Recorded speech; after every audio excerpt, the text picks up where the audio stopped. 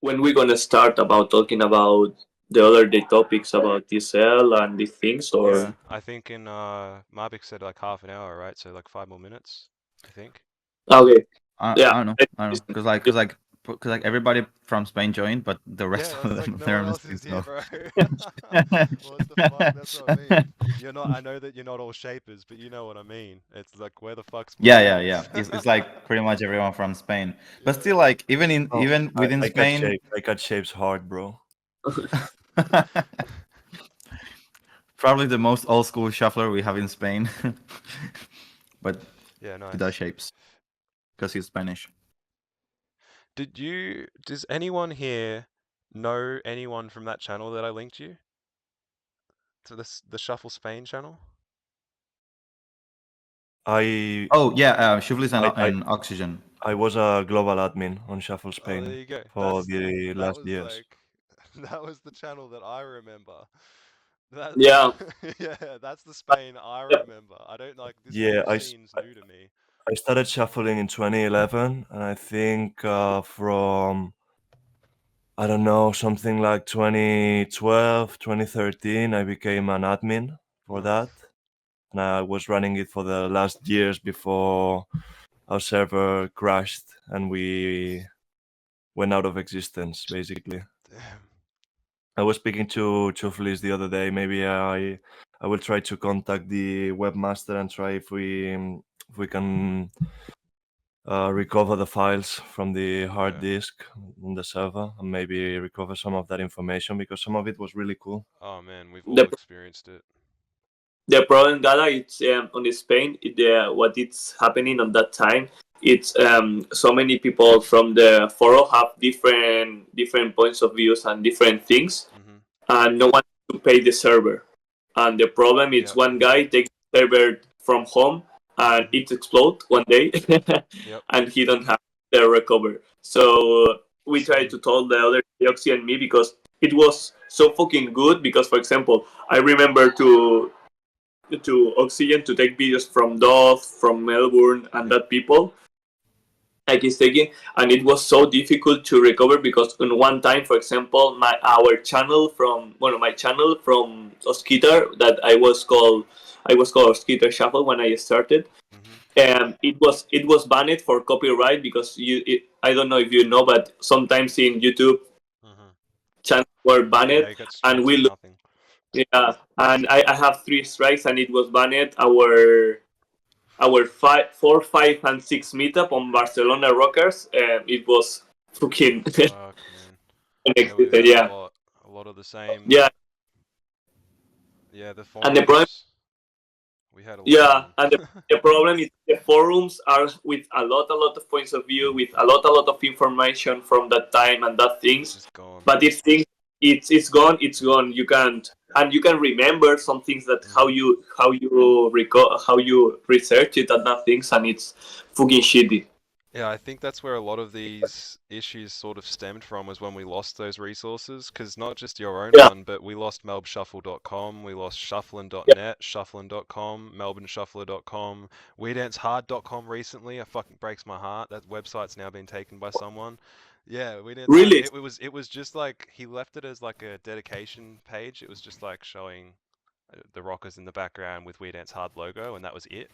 But I web archived it, so if you go on web archive for We Dance Hard, you'll see the last picture, like the last GIF that he had there, and that was like a couple of But months ago. But now someone else has what? like hijacked the link.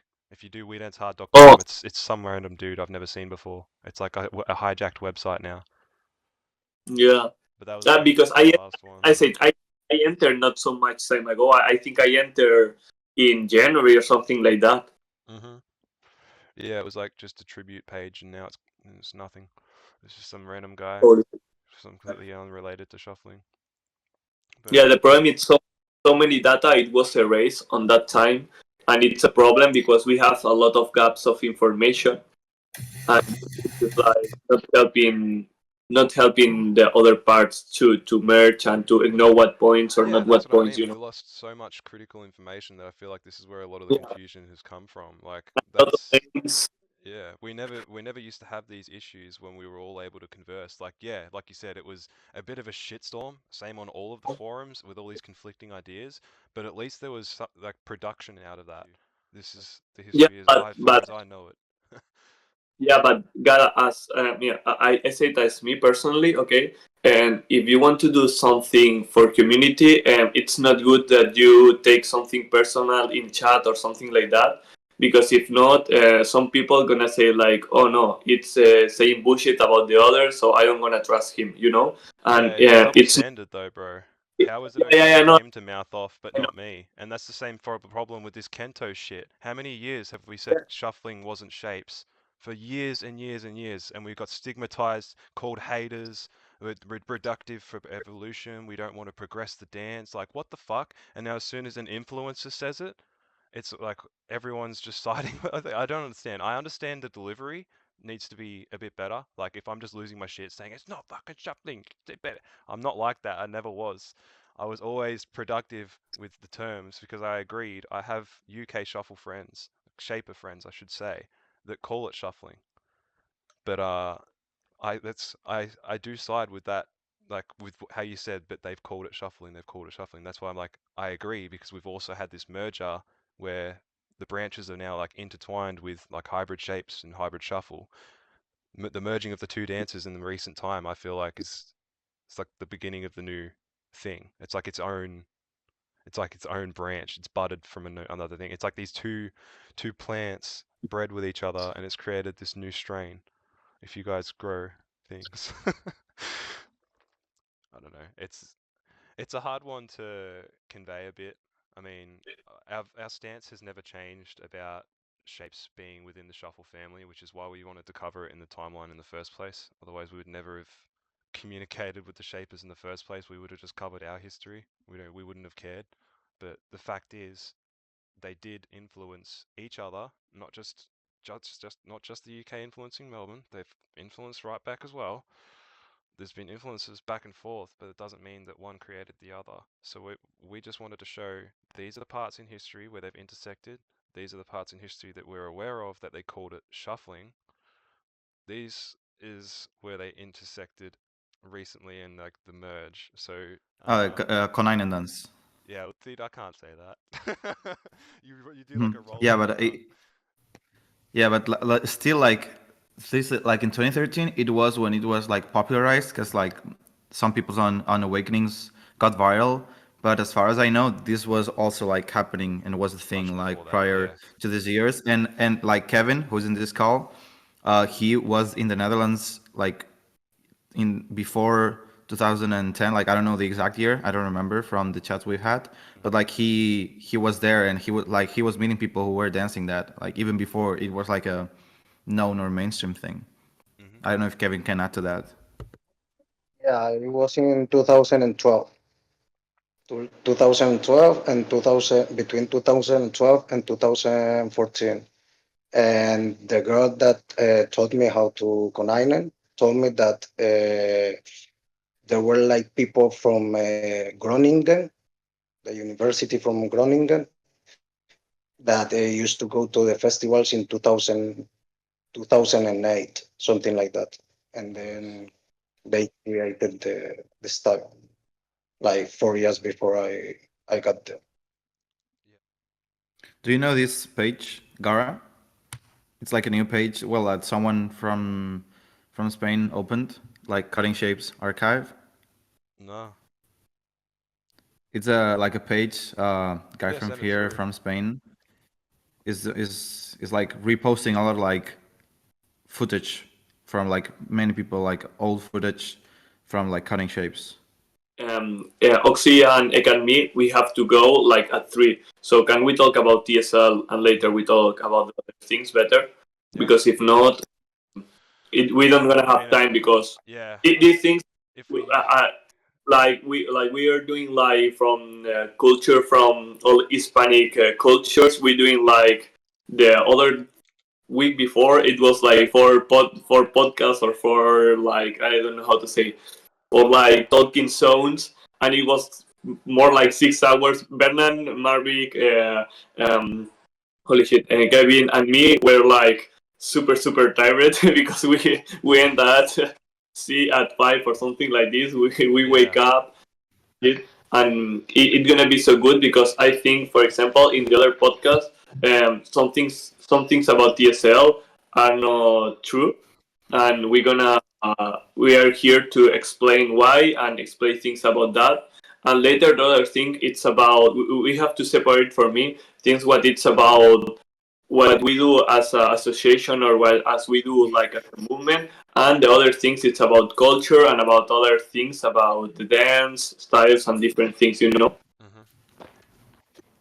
I mean, I didn't have too much of a say over TSL. I mean, I don't know how much you guys saw of the entire thing. I've added timestamps since then. Hang on a second. What's going on here? I think almost everybody has seen the whole thing. Like, is there someone who hasn't seen the whole podcast? I watched like the first 40 minutes of it, Because I think something like that.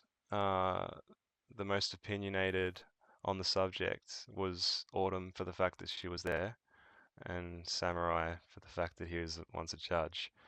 My main concern was what's the agenda at play in terms of, you know, consistently having very specific judges, very specific participants getting through to finals, the nepotism and all these things. But again, these are things raised by Samurai. He was the one with the dossier. So when it comes to like talking out the TSL issue, I don't feel like I'm equipped to give you guys the answers you want from me because it was Samurai that Yeah, raised the dossier. I know. Yeah. So that's I know. I just wanted to like to say that like I know we want to go over TSL, but I don't know if we will be able to get much covered about it if we don't have key members because I don't think No, I but had much to say. no, I know you know, but the problem is the people only see the one part of the Yeah, coin, but don't see the other side. And 100%. Samurai was never here, so it's explaining his part of the coin when it's Mhm. never here. And don't know our trouble, don't know our past, don't know nothing about us. Yeah. They are judging without knowing us. So it's kind for me that he is not here right now. It's a little bit disrespectful, you know, Mhm. because he was arguing a lot and he was doing these things on the other podcast, and now he's not here, you know. Yeah, I understand. Nothing I'm just against you. yeah, Nothing against you. yeah, 100%. You know. Yeah, But I still, like, understand. Yeah. but yeah, like still, you Gara in the podcast, you were like stating a lot of times about like all the nepotism about like TSL and like Not so much TSL. I was more how chill this talking stuff. tournaments in general, bro. It's not just a TSL exclusive problem. It's a tournament problem. It's an influencer problem for the most part that I've witnessed. I think I was raising, Influencer, you yeah, said. predominantly influencer Hmm. problem, yeah. Because, I mean, whether you want to tie that to greed is a whole nother thing, but influencers are involved and like a big part of what's happened. That's for sure. Like So, the fact that they are very selective on, all right, so prime example, 2022 Battlegrounds. I was there in person. I knew exactly who was going to be the finalists, and I knew that I knew that Sierra, being the winner, called that, she would then go on to then start judging tournaments and would only help to legitimize her as a brand when us as a community didn't necessarily see her as a legitimate shuffler, if that makes sense, to be charging the things that she did mhm. and saying the sorts of Well, things but that she says. I But yeah, think that's TSL, also same like goes. There's like if problem. we want to talk about specifically with TSL, like when it Hmm. comes to nepotism, I don't think it was a coincidence that every single person in that top 32 had some form of connections with a judge. Does that make sense? Hmm. Well, like the part of Sierra also, if the Like community it's your doesn't friend's want tournament. her to It's be your a friends judge, participating. like, yeah, but Like that's like organizers can always like choose the judges. So like if someone doesn't want Sierra as a judge, then like they don't pick her, you know. But like if organizations are no, but picking you her, then if that's you like. all right. So if you have an influencer, like even to go beyond Sierra, like I feel like Van Secco is bigger than her, right? In terms of influence. But even just saying Hmm. like Van Secco, if they go and get Van Secco as a judge, does that not then bring her entire audience's eyes to their product and what they're trying to sell, and then the potential money and profits that are gained out of that? Hmm. Like, it's not Yeah, shitting on people for trying to make a buck, but it is when it's at the expense of entire styles of dance because people are trying to push something else. Like, I was using what was it, Shuffle Royale as the example from Sydney, saying that like me as a rocker, most people wouldn't expect me to point this out, but that was biased as fuck. And I will 100% say that to this day. And my friend was the one that won it. But I know for a fact that was biased. There was 3 judges. You got Hilty, he was an established Melbourne rocker. He was one of the pioneers. Faux Queen from Sydney. She was kind of just like freestyle old school. And then you had Brenton Splinter. He was also a rocker. And they just favored rockers throughout the entire thing. The tournament card was stacked in such a way that you had crew members going against crew members in the first round just because they didn't want like hardstyle shufflers in to be anywhere close to the finals, and they were favoring rockers in every single round. And then when we talk about shit fuckery in the prelims, because some people were complaining about prelims and not making through and all this stuff, and it's like, well, you should have been better, like you should have been on the caliber of these people. Well, to give you an example with the prelims of Shuffle Royale, my friend Jhonkevin Brownman from Melbourne, he went up there and performed, and he was against a jump styler at his shuffle tournament. He was not great at the fundamentals, but he got beat by a jump styler. She didn't shuffle once. And that is how little respect they held towards this one style of shuffling. That's like, so this is an example from Australia, our own backyard, something that happened in our scene, and those things that happened and that bias towards rocking killed the hardstyle shuffling scene in Sydney. Those kids quit. Those hardstyle shufflers, HSI, like they were doing stage performances, choreographies, like they were great fucking dancers. It's not personally my type of style, but the fact they all quit because they just felt like they'd been shafted, basically. They'd just been shit all over, and that they weren't good enough, and what have you. And then the positives of my mate winning it wasn't even really positive at all. He ended up getting alienated by his community because he used to be a hardstyle shuffler, and then he became a rocker, and then he won this bias rocking tournament. You know what I mean? Like they just completely alienated him from the scene. He quit shuffling, really. That's Alex hmm Ditchin, Calippo, the winner of Shuffle Royale 2013. But anyway, that destroyed the Sydney scene, and that was because of a bias towards rocking. Sorry, I was just seeing someone trying to join the chat. But that was where I was pointing out the nepotism when it came to TSL. Was I just thought it, a bit of a fucking coincidence that like the whole top 32 were somewhat acquainted with like a judge on the panel. I was re-pointing out Poland's point, saying that the only Polish shuffler that made it through happened to be friends or acquainted with one of the judges.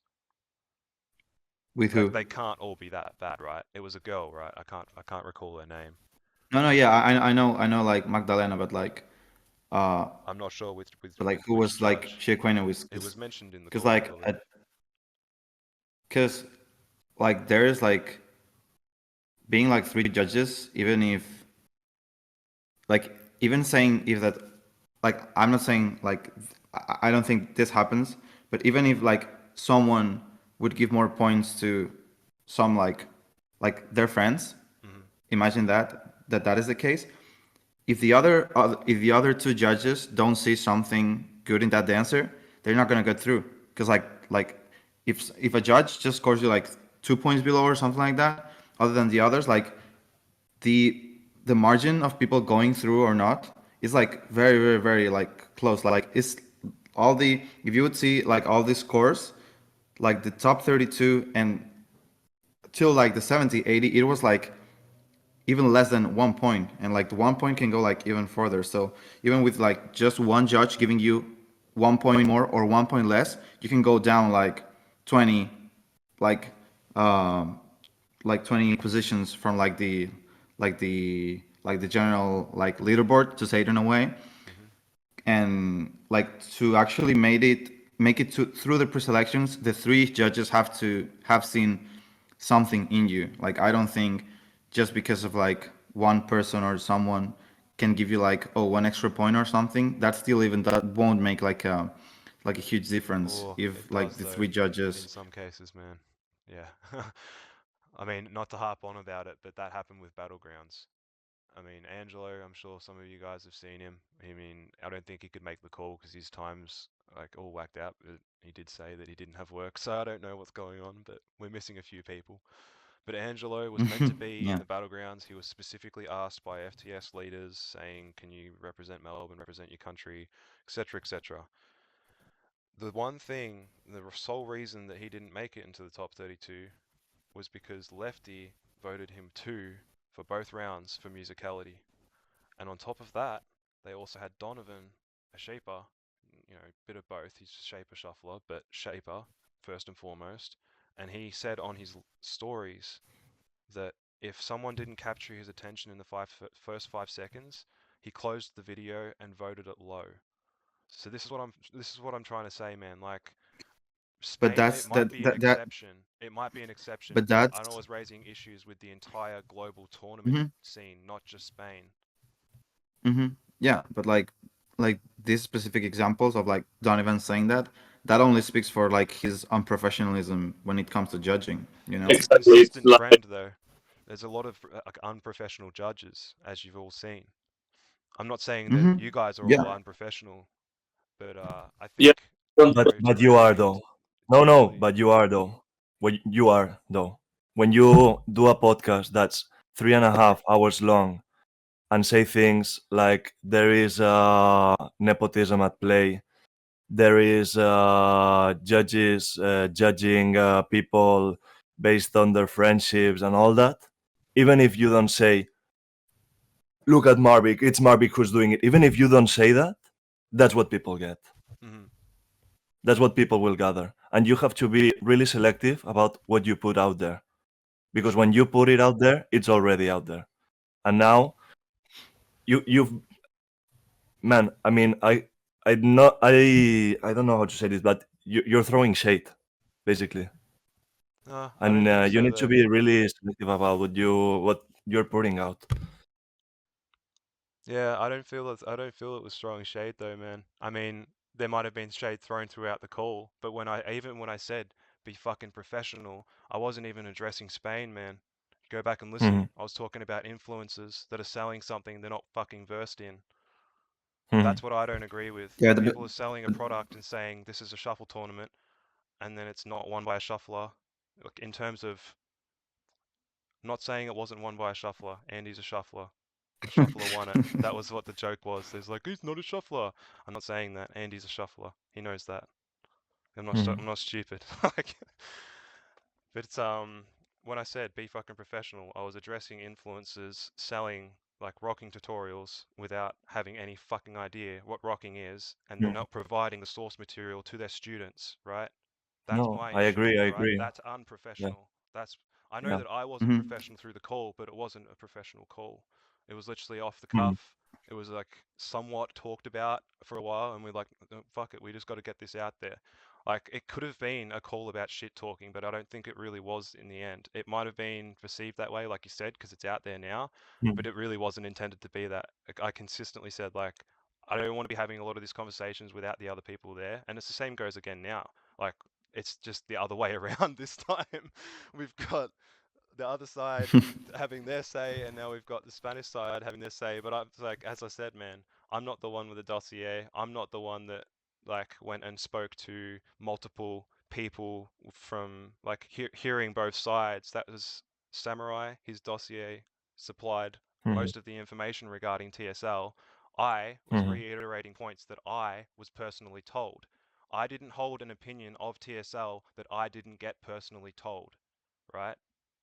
I didn't like say this is a guaranteed agenda pushing thing, but I do have the receipts. Like I even posted some of them in the clip, right? When it came to coming, I guess, throwing shade at Marbiik for saying that he was running workshops across Europe and pushing false history. Bro, this is what I got told, right? This is what the students came to me with. And then even Mm-hmm. the Polish Yeah, but shufflers like, reiterated that when I brought it up. I was confused. I'm like, mm-hmm. this isn't the case, right? I was like, please Yeah, tell but me, please tell me I, that's not the case. But then the I, Polish I, just reiterated saying they had to repair their people. yeah, but like, I think the message shown was from Zigzag, because like it wasn't shown, but I believe That it's was from him. the repair our people was from Zigzag. The other one Yeah, was but from like Finland. Zigzag, well, like, because I want to hop in here, because like that has to do with like my class. Hmm. So first of all, both like the workshops I've taught around Europe, they had no content about history. So if I had mentioned in Poland something about history, it probably was something like related to something like very specific about a class, and it was like just like a line. Like I'm not saying I didn't say or I didn't like mention the UK video, because like if I spoke about this, like I did, because like it was something that every now and then when I spoke about this, like I would mention the UK video, Hmm. not to say like, oh, Melbourne is nothing and like You everything is kind of edited originated it in the like that, UK. bro. You did. Okay, That's just okay, like okay. playing So devil's like, okay, advocate so here, if but you did edit it okay, that so if way. it's interpreted like that, I will I will take it. If it's like if people interpret it like that, I will like own it. Yeah, Like it's the same it's okay, goes. because I like was not trying to throw it's shade. like I was mentioning it, but still I have not said anything about history in any other classes. And I, when the first time you put your comment, I DM'd you like privately to tell you, hey, if there's like more people from like the rest of the countries that I've been, because like one thing is saying you've like said this in a class in Poland, and the other thing is like you toured Europe spreading Finland. misinformation. So The like if first there person is, that messaged me was from Finland.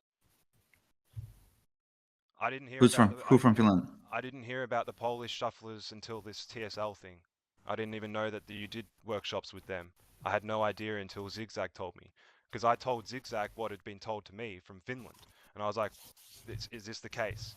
I was asking him because I didn't know. And he just reiterated saying, brother, when he came here, we had to repair our people, etc. So that's where I've had the confusion because I'm hearing it from Finland and from Poland, not just the Poles. So from Finland, she was the one that was basically like she didn't shit on you or anything like that, but she's basically said that you didn't seem to know much about Melbourne, and she was disappointed about that because she went there as a Melbourne shuffler, trying to learn like from a shuffle class, and she left it feeling more confused than she did that she like having felt learned anything. It just that to me Yeah, is it's having normal, of course, actually been because in like a teaching those career. classes were not those classes were not like Melbourne, like Melbourne Shuffle style focused. They were a class of like methodization, which is like meant to be like a very open, like minded class where you can like see a lot of things from like technical stuff from the steps to actually like be able to come up with ideas, creativity, and be able to make variations of the current basic steps, which like most of the classes worked with Running Man and T-step. So like if someone doesn't like having to like put some work to be creative and that's boring to them, then like that's like their take on the class. Like my classes are also not for everyone. And the other class was like musicality, which I think, especially like here in Spain, we have developed a lot of like good technique for musicality within shuffling and shapes too. So like just like publicly saying or showing that we had to repair our people after these classes, it's also kind of like like I get that you might not like the classes, like classes, not all the classes are meant for everyone, but still like just saying that classes are like have been spreading misinformation because of teaching like how to be creative or how to do variations and teaching musicality. It's still something that it's weird to me to like hear. Well, it's I can quite weird understand in that part here, of but I history, and like if you're stating that you didn't talk about history, then like I'm confused as to why I've got Europeans hitting me up, being like, why is this guy saying that shuffling came from the UK? I'm like, bro, I don't fucking know. Did he say that or did he not? That's like what I'm not trying to throw shade.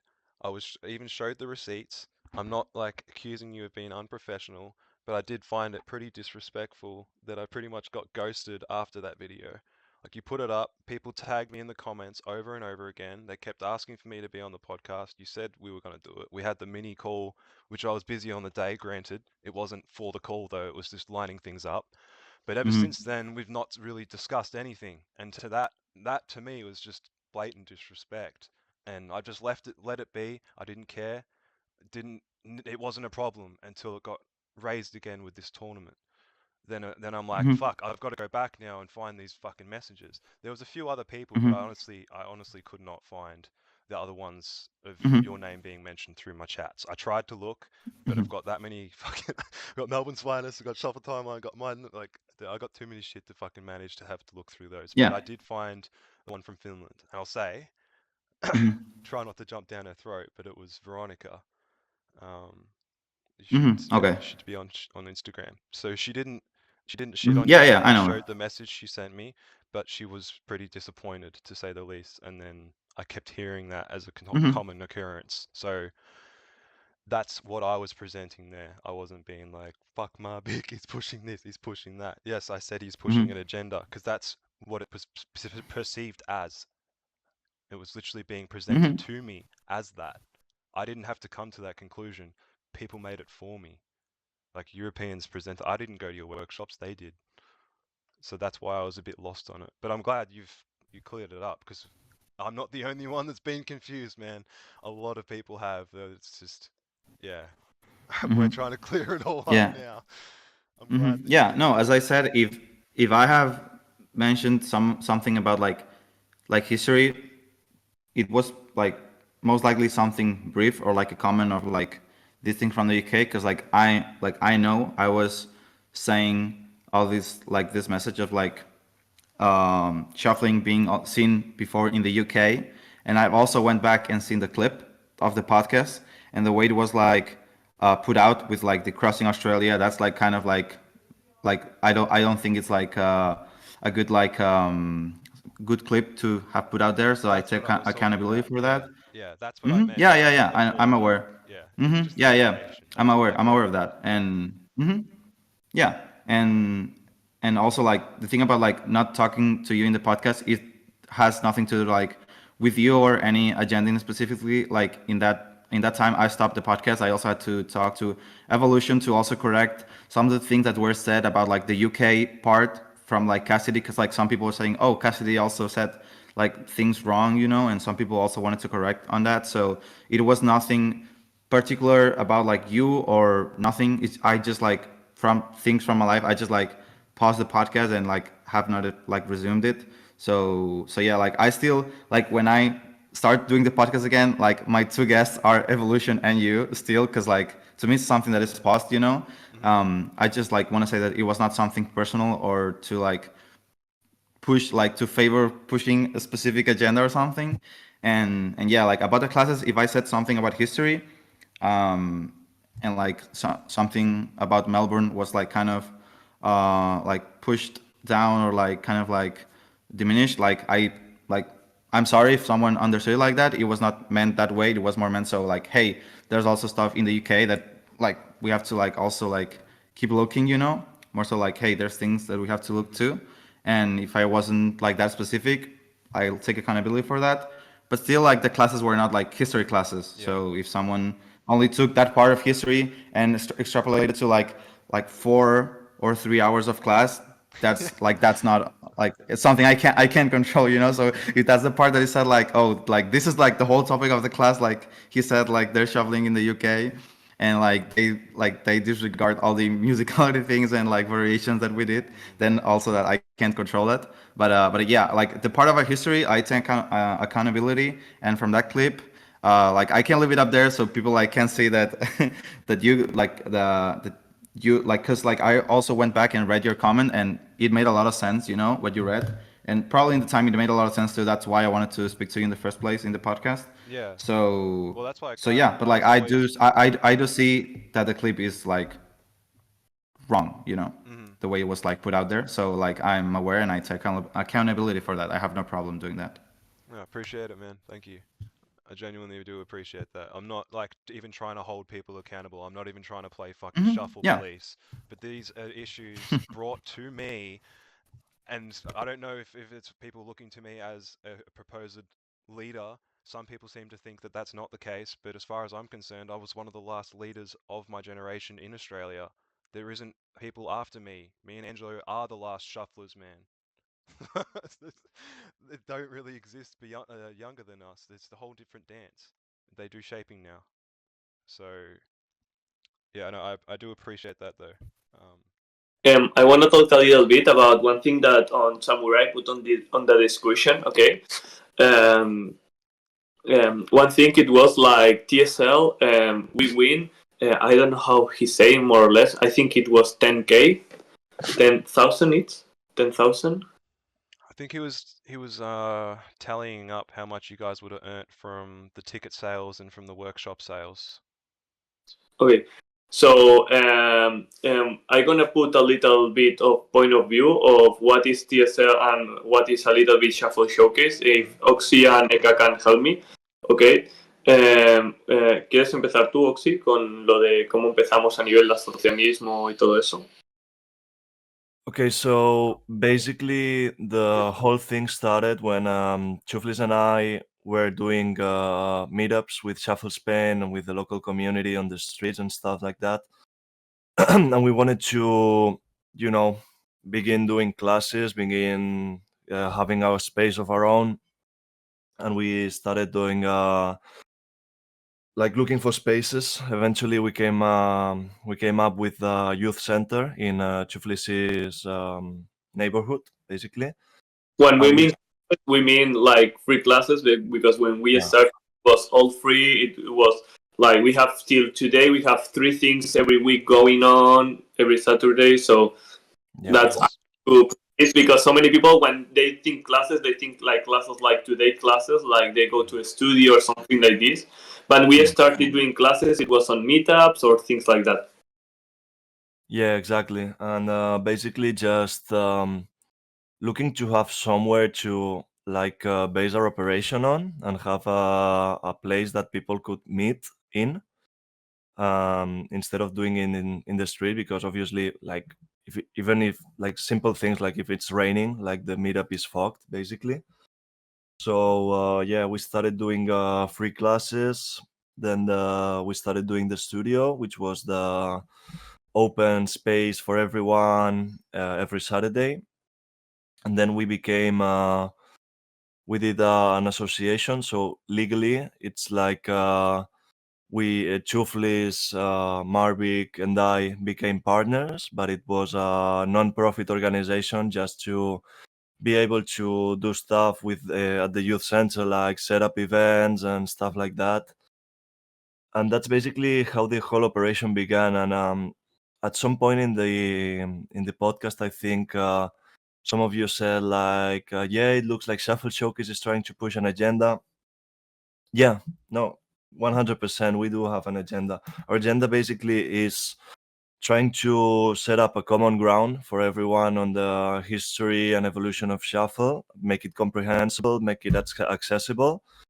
Also, making Shuffle very accessible to everybody, um, without without looking at race or economics or background or anything. Just a free open space for everyone, and also being horizontally organized.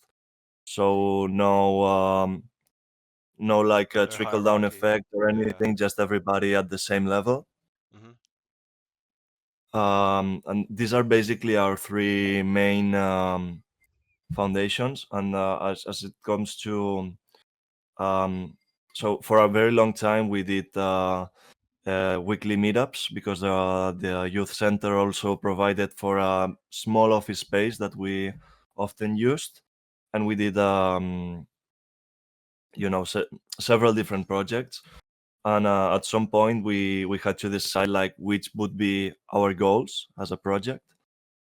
And I think we eventually settled on helping global communities interact with each other and create like a global network of shufflers. Because what we saw at the moment when we started like back in 2015, 2014, something like that, right? Yeah, well, the Shuffle Showcase is well like 2014, but this Mm. thing was in our mind before, like because Yeah. you remember on the time of where a lot of crews like PhD, HSK, all the shit going like TVs, rockers, Malaysian people, that all people was fighting to each other. But here on Spain was so different, because here in Spain, when we go meetups, we don't care it. It was just going to dance, you know. It was here in Barcelona. We didn't have. I think no one was from no crew. I remember. I think no one No. was for the crew. And when the other people comes for the cruise, and we have a lot of fighting, because they were like, oh no, because you're dancing that, or you're dancing that, or you don't can enter on my crew because you are not good enough, or that things. And we don't want to make feel something like this, you know. Basically we were fighting up against exclusivity and echo chambers. Basically, that was what we were seeing at the time, at what we were trying to combat, basically. So at some point we settled for like helping build a global network and having people communicate with each other and share thoughts and stuff. And also another one of our goals was to helping professionalization of shuffle. So basically giving resources and coaching people in order to be able to organize themselves and eventually try to make money, even if not just for, not really for self-profit, but just to keep the whole thing running. Because obviously if you want to like organize events, host parties, or like do merch or anything like that, you need resources. So basically, yeah, that was our course of action, I would say. I don't know if there's anything you want me to explain, Oscar. Maybe it can go over, honestly. No, I keep going from that point. Perfect. Yeah. And now going on, for example, about money and the stuff that so many people were talking, like the tickets, 10K, and this. It's like, yeah, the tickets, the winning of the tickets, it was 10K. But, ¿cómo se dice? Lo que se quitó. Like, Well, like the expenses. Expenses were 8Ks. We were people working this TSL 8 months before TSL. It means like so many people like Eka that it's here that it's gonna talk about now, about inside a little bit of TSL and the spaces that we try to create to make it all good. It's like it's shit. It's like it's not like more than 50 euros month or something like that. The winnings. It's like it was the winnings this year. It was like 2000 from 2000 to 3000, and it's like month a month of working, like month a month of doing a lot of things without paying, you know. And the problem for me is like so many things that the people say like, oh no, you're having profit, bro. I expended. I don't have the best calcul, but I think I spent more than 30K on shuffle.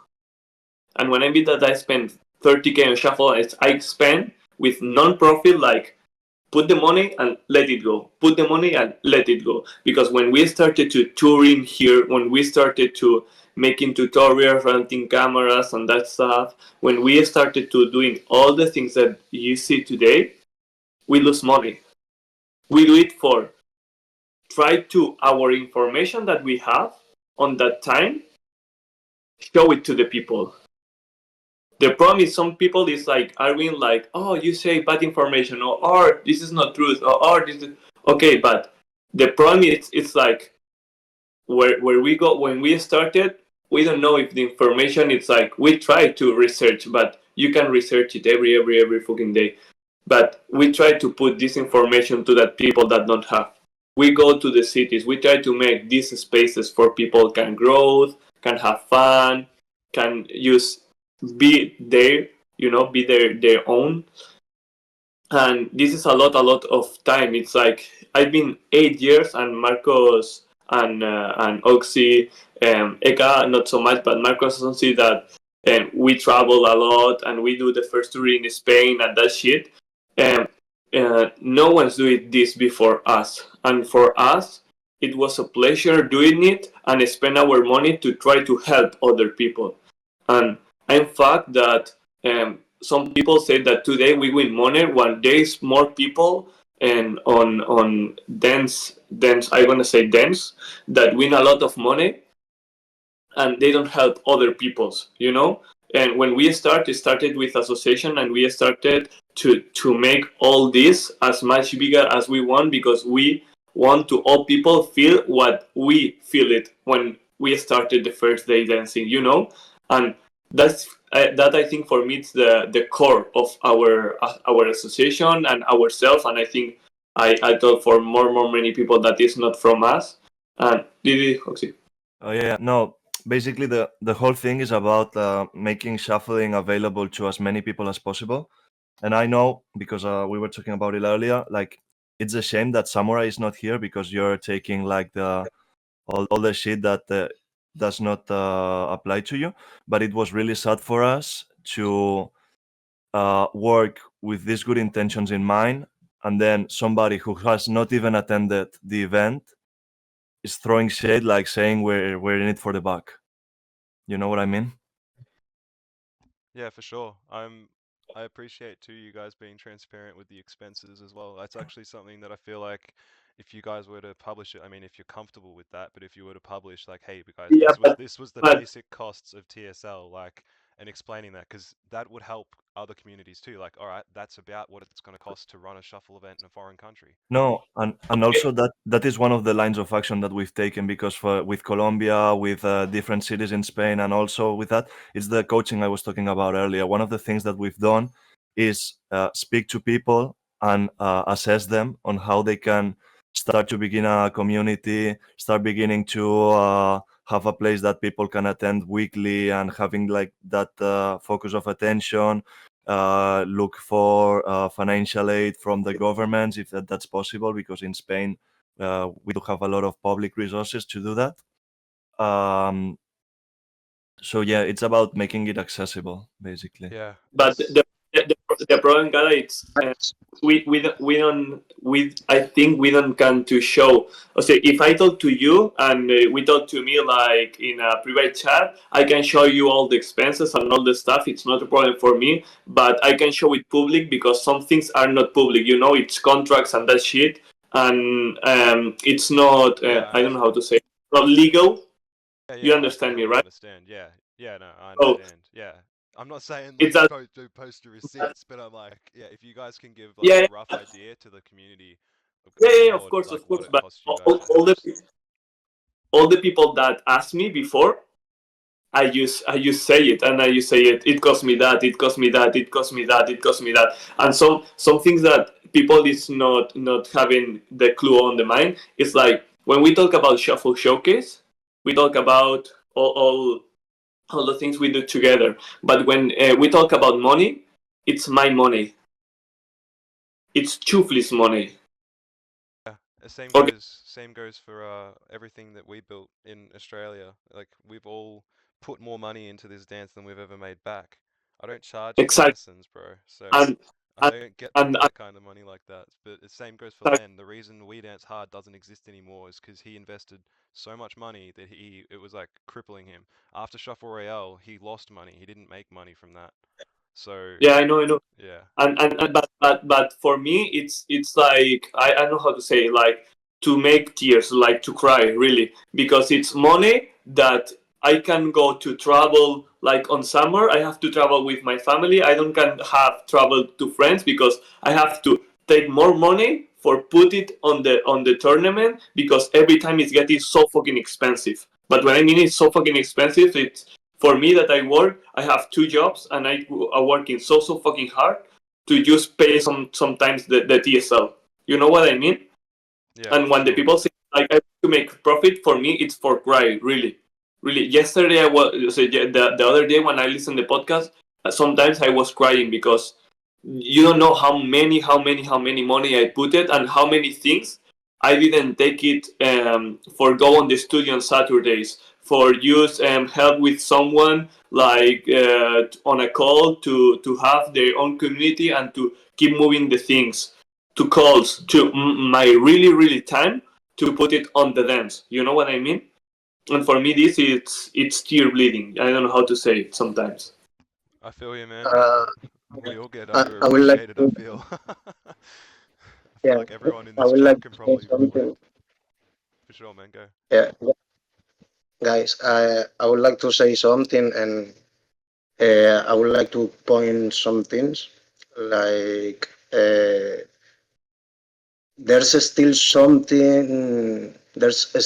things to clear up about the TSL and the agenda about the cutting shapers, and what were the intentions on destroying the cutting shapes community from Barcelona that leads to other communities from the Latam that you guys tour and spread an information, or not information, like really, like, guys, you have to do it this way, because there's many people saying this, and I'm hoping that people from the uh, Barcelona community, the shapers, speak up, and I think they will. There's still some things to clear up. I guess off Yeah, that point, I don't know if Bernan's got anything to, like, I don't think Bernan's spoken much. I mean, if he wants to get some words in, like, we had some, like, out of all the shapers I've ever spoken to, I'll say it now, I was like, fuck, man, I've never related to a shaper this much in my life. Me and Bernan were talking some real shit back and forth, and I would even go back and replay some of our voice notes to each other, man, because my god, it's like, fucking hell, I've never heard a shaper say these same things, and I think the same goes for his friend. Like, and many people in his shaping community saying that they felt like this other dance was kind of not so much outshining shapes, but it was like overcoming it. It was like taking it over in a way, like losing touch with the shape's fundamentals. It's the same argument people are making for this entire thing in the first place with shuffling, is people saying that they're losing touch with the fundamentals of shuffling. So I don't know. I don't know if Bernan wants to even partake, but if you want to input anything, man, I feel like you had a hell of a lot to say to reflect on that.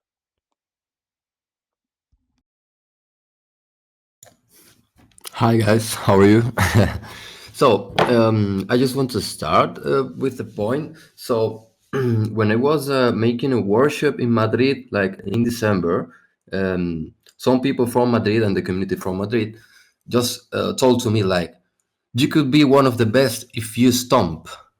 And I said to him like, man, I don't stomp. That's not my way of dancing, you know? So I want to start with this point because if somebody tells to me this, then if you go, for example, to South America and say this to some kids, because they were kids at that time, what they can talk about, what they can say about this. So if you think that they are like missing stomping, and you tell them, no, you have to stomp, guys, you have to stomp, because this is just an example, right? So what they are going to do, just to stomp. So they quit, most of them, cutting shapes to then shuffling, you know? So that's what I have to say by now about this. I would like to add something, if I can. I'm gonna take the shuffle scene back in 2018, 2019 in Basque Country. That's what I'm from. I'm from Basque Country, Bilbao. That's the northern part of Spain. I'll say something about, for example, Shuffle Showcase coming to Bilbao and talking to us about everything that they had in that moment. I would say that there's a big difference between giving some new information and saying, hey, there's something different here, and you're dancing to something that may be related, but we don't know if it's related or not. And then people making like branches and taking it as an identity and fighting each other over it and just saying, oh, this is wrong. Because nobody actually came to Bilbao to say this is wrong. Nobody said this is wrong. like nobody disencouraged shaping, for example. We had people that just shaped, and in fact the first shuffling slash shaping scene in back in Bilbao, it was all shaping just because of social media. So what I think it's something that pretty much happened in every place. Just people took whatever they were dancing as an identity, so they had to defend it, and that's quite common. I mean, if you dance something, you take it as yours. So whenever you see something different, you just stay and build identity around it. So there's some people that really tend to de-estimate whatever they see to reinforce their position or their identity. But I wouldn't say that it's something that came from one place. It's something that happens inside community, and in fact, it happens, and it has happened before in other communities that don't have anything to do with shuffling. So I think we have to see this from that global perspective, and not from the fact that some people appeared saying that no, you can shape or whatever. I mean, because for sure there was people saying that. For sure there was people saying that, but that's not representative of a whole community, and that's something important to take. Same goes for shufflers. Like, sure, there's some shufflers that hate on shapers, but the same goes both ways. So, man, I cop fucking a lot of shit. You all saw that. I stepped into the fucking lion's den, man. I feel like I walked out of there pretty unscathed. Honestly, it's the last thing I think I left in the chat was what I really wanted to make the point. It was actually taken from the Kyung 2K. The last thing I think I said on your server. I translated it to Spanish. I'll just get it up on my phone again now. Not to misquote the guy. It's funny. It's funny you say that because on the last era of Shuffle Spain, there was a lot of hate for cutting shapes, and that was one of the things that I was really appreciative for when I joined Shuffle Showcase. Basically, because we had to do a 180 and try to make an effort to fit everyone in, sort of. Yeah, That was the discourse by that time, and that was a huge effort. and one something that I want to say is like when we talk about touring and about a spread, and all times you spread the information that you have on the time. You can say like, oh no, it's you bad because you are bad spreading mass information. No, you spread the information that you have on the time. When we started, and Oxy and me, and so many steps, we don't know the name, and we talk about this like names of Spain, like El Caballito, El Chiquito, Toquecitos. Like we don't know how to say it, and later it's called like Gallop, or it's called like, I don't know how to say it, like different names that it's called in English, or the term of shuffling, or the term of moving arms, that it was liquid, had tricks, these things. We say it on Spain because it was no information at the time. And every time you try to explain the new generations, all time gonna have new informations. You have to go, Oxy? Bye. You have to explain the new information, and it's obviously new information gonna take I don't know how to say, gonna quit the last no, ¿cómo se dice eso? O sea que la información de nueva, o sea, como suplirá la vieja, no sé cómo decirlo. Yeah, like the new information is gonna like substitute the exactly older information. That's what you want to say? Yeah, because when I started with Melbourne, and it was like TV era, Gaara, and it was a lot of against TVs, and later, and we understand that shuffling is not only running man side to side and the step, and that's good, because every time you do something, you understand new things, and you every time it keep going. But when you share, and we have like a group of sharing, like the meetups group, when we started like here in Barcelona so many times, we share it, and we share with names that today is not like that. We share it with info that today is not like that, but it's okay, because it's like, it's just the info that you have on the time, and it's not bad to sharing, because if not, it didn't get this incoming people coming. You know what I mean? Another thing I forgot. Oh man, I get the same way. Like I wake up at ridiculous hours in the morning, and I got to stay up like late or get up stupid early for these. Like the Okay, timetable lines up with no one. yeah, and I remember something that, for example, the first time that all shapers of Barcelona meet, it was on the studio. See, you have. I was talking with Guerrero. Guerrero was talking with Anderson, and I know Fayeminku. I know Josesiku. I know other people, and I just put the studio and I say like, "Hey, bros, you all dance the same. Come here and dance together." It's like we have the same music, we have the same genre. It's like, come here because we are having fun and we have a spot for dance, and they come in. And the first time, you can see it on the Shuffle showcase. If you search it for the last videos, the first tutorials were like shuffle, cutting, a lot of my battery. Fuck.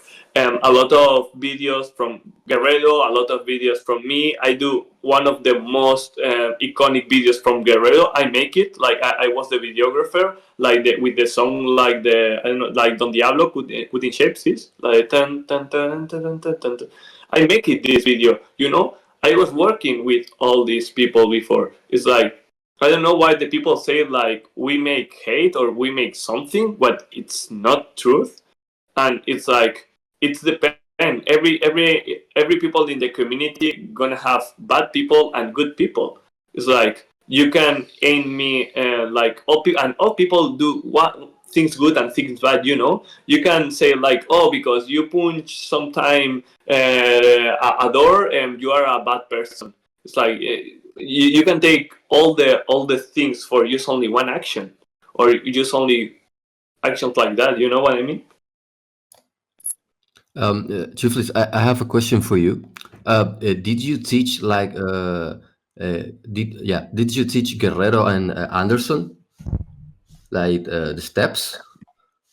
Or No, did no, I didn't teach. But when we started to teaching. In that time, it was not teaching because we share each other. okay.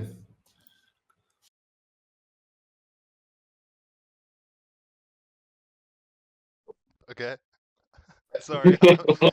Just stuff I got. Yeah, I've got no idea. I'm sorry.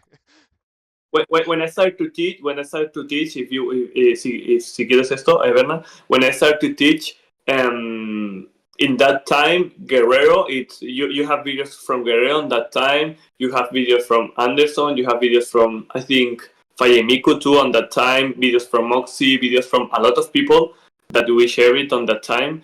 And the good for me is like every have different point of view or different references, etc.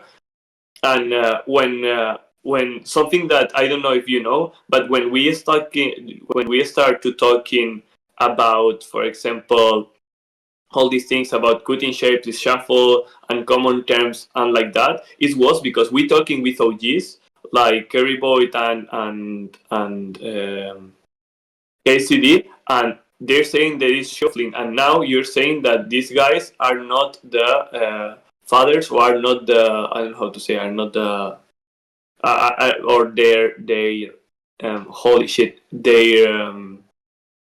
their quotes are not saying the truth, or they are not saying the whole point of view or that stuff. But we on that time we don't know about that, so we talk with one of these. Like if I talk with Gaara and Gaara say me no, shuffle it comes from music disco that comes from 20s, and it's like, okay, I trust you. You are the only my last information that I have.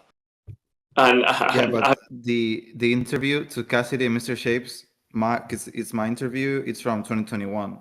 I think no, we're but speaking about like no, earlier days. interviews from Vice, and I sent it to you a paper for Martor that it was searching things like that. It's like we don't do nothing for, oh, I gonna follow you and I gonna be like that. It's like some people is like showing hate for no reason, because when we started to do these things, it's like we're starting to make like try to make it like good spaces and spaces each for everyone and for every dance. But because on Shuffle Showcase, as we started to adding other dancers, like because I started with Jam Style, Oxygno, Haken.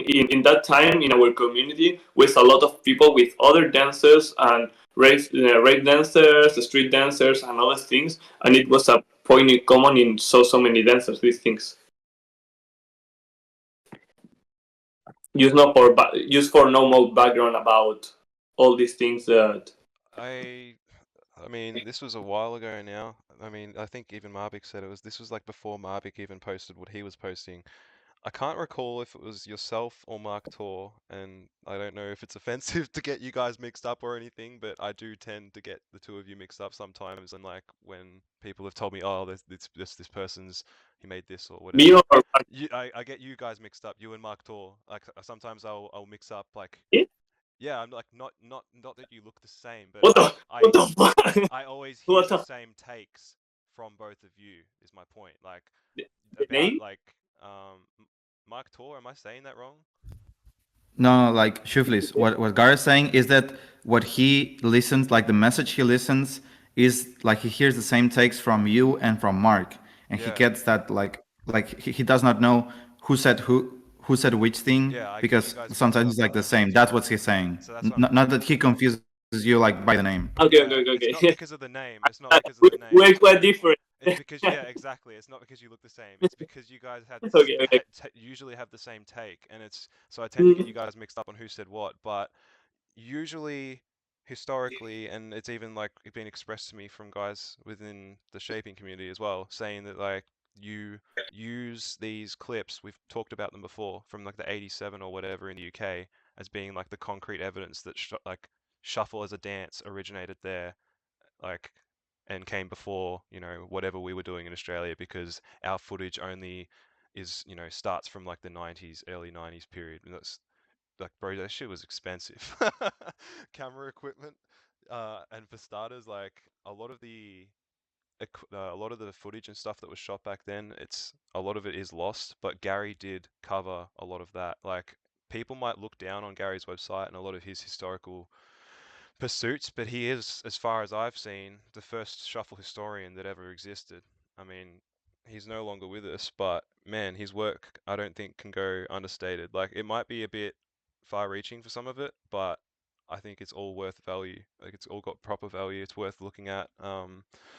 Whether or not there's the full link between clogging and and stomp dance, but I think there's a pretty good argument to be made there, and that's the point I said about the Celtic slaves being sent to Australia, their culture and their dances being suppressed by the government. Like, it was literally something being constantly complained about in the newspapers about this stomp dance, and they were breaking the floors in barns and stuff. Like, they were having barn dances and they was stomping so hard they were breaking the floorboards. Like, these were the newspapers we were reading. Like, that to me sounds like shuffling. Like, it sounds like stomping that we saw in the raves. And when we read the Techno Shuffle book, when we look at the literature that's available to us from Australia, from what we've seen, the stomp dance came as far back as we can see it, mentioned in newspapers, was the 20s. And even then, it was still relating it to, it's very similar to the Charleston. So it comes down to how far back you really want to mark it. And we didn't put 1920s for the stomping on the shuffle timeline. We put 1989. Same goes for the rave step dance, because we didn't see it in a big proportion. Like, whenever you guys have talked about this 87 clip, I think it's one guy, right? I mean, correct me if I'm wrong, but it's one dude.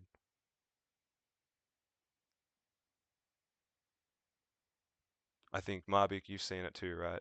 I mean, people know what we're talking about, right? This UK clip. Yeah. There's like some people who like their feet shuffling can be like more like seen as like similar steps. I Yeah. see like different people moving the feet, but I think there's like one guy that is like clearly doing moves that we still do nowadays. Hmm. The others can be like kind of like maybe like interpreted, I would say. Hmm. but still, like, because like we've even having like this discussion about this clip because Foot Patrol was also a big like an influence in the house dancing scene. So we're even like questioning like, is this because like it said, for example, Bernan says, oh, this can be shapes, you know, but we also say this could also be house, but we don't know, you know, because it was also like it can be all related. So it's something that we don't know, and I feel that also talking to house dance like historians or people who have investigated in house history, they might even already research about like more about Foot Patrol or this specific clip or similar like scene as well, because like maybe they've already done a lot of work because like house scene and history has been like taken like seriously from like many time ago, like even way even before shuffling.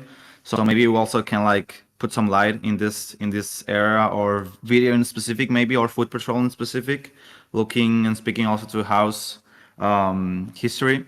So yeah, I think that I think it's something that we have to put attention to, like, and we have to like figure out what is that. Like I can see it can just be disregarded, but still like yeah, I just think that we have to like dig more into like what actually is this, and like does it then lead to the shapes, does it lead to something else, to like does it inspire the shuffling, like we don't know, you know, because like there was people traveling, but we also don't know much of like who was actually like traveling besides this like Richie Rich, Larry Thornhill, and Prodigy, you know, because Yeah. like it's a hard time to gather information from. Yeah, definitely. Well, it's he kind of said it like in the book. It's like it's a bit of a stretch to think that just like so a UK backpacker came and then like the entire scene started copying this guy. No, it's more likely that this guy came there and influenced what they were already doing. Because what the fuck else are they going to be doing? Just standing there? They already did a dance, and if they see a dance that's impressive, you then would want to adopt that into what you do if it's adoptable. So that's essentially how the old school Melbourne Shuffle came to be, and like why the rise of the Running Man happened. Besides hardstyle side of things, Leroy Thornhill really introduced that look to Melbourne, and it really influenced, I think, the Stompers at the time to go and do what they did. I mean, if you look at that 2002 Melbourne clip in the Metro, I'll get it up and send it on the server. But that is like timeless to me.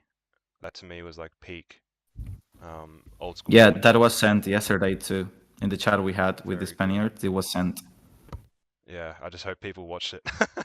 That's what I mean. It's one thing for me to present all this history and evidence and things, but it's a whole other thing if people are going to pay attention to it. So it's pretty clear they are. I mean, we've got quite a few uh, interactions on the page. It's only been steady growth since we made it.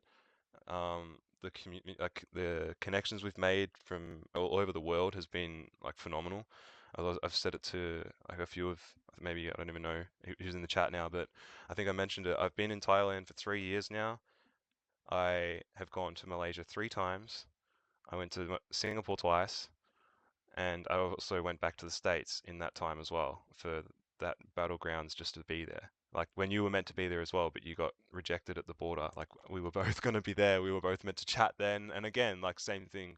Yeah, like no hard feelings on that. But um, yeah, I'm glad that we've got this space to be able to express and explain what the fuck why we think the way we have and why so many issues have happened in the scene in general. Like, my God, man, I feel like I've just been the spokesperson for so much shit that's been being brought to me, and it's like I'm just spitting out what people are coming to me with, man. I'm not saying you did this or you did that. I'm like, these people said things. These people said these things about a certain someone that go to these classes. So the whole thing was never meant to be a slide on like all just shit on Marbiik type thing or all just shit on TSL. I feel like, and I've reiterated it a few times, a lot of my takes were more targeted at the global tournament scene and influences in particular. I think that's always where, like, particularly influences is where a lot of my like personal, it's not a grudge, but it's, I think personal attention needs to be brought to some of the things that they do, like misinformation, a lot of those things, and just not being professional. We all just agreed earlier for whoever's just joined chat a bit late, but we all just kind of agreed on the same things before. Be professional, provide your students with homework, tell them where you learnt the techniques you taught them. Don't just be like, hey, this is how you do this. Who taught them that? Where did you learn it from? Where did it come from? Like it's important. I did have the quote just here before, but I translated it to Spanish. So, but in English, we live in this eras where everything is moving so fast. We say it all the time, but we do not feel it. If you do, congrats, because I feel you. Yes, your craft is yours, and it is so important to have your own style, your own flavor. But respect and acknowledge everyone and anyone, be it juniors or seniors. We are in this dance community together. Don't ever ignore the origins, the source, where it came from. Study, study, and study. Music, dance, culture, study them. And also your local scene. Stay hungry. That bit of thought, I want to be better. Channel it to motivation. Take defeat as a learning step. You will have tons of chances in your dance life. I will always say this and I will say it again. Keep going and keep growing together with your friends and your peers.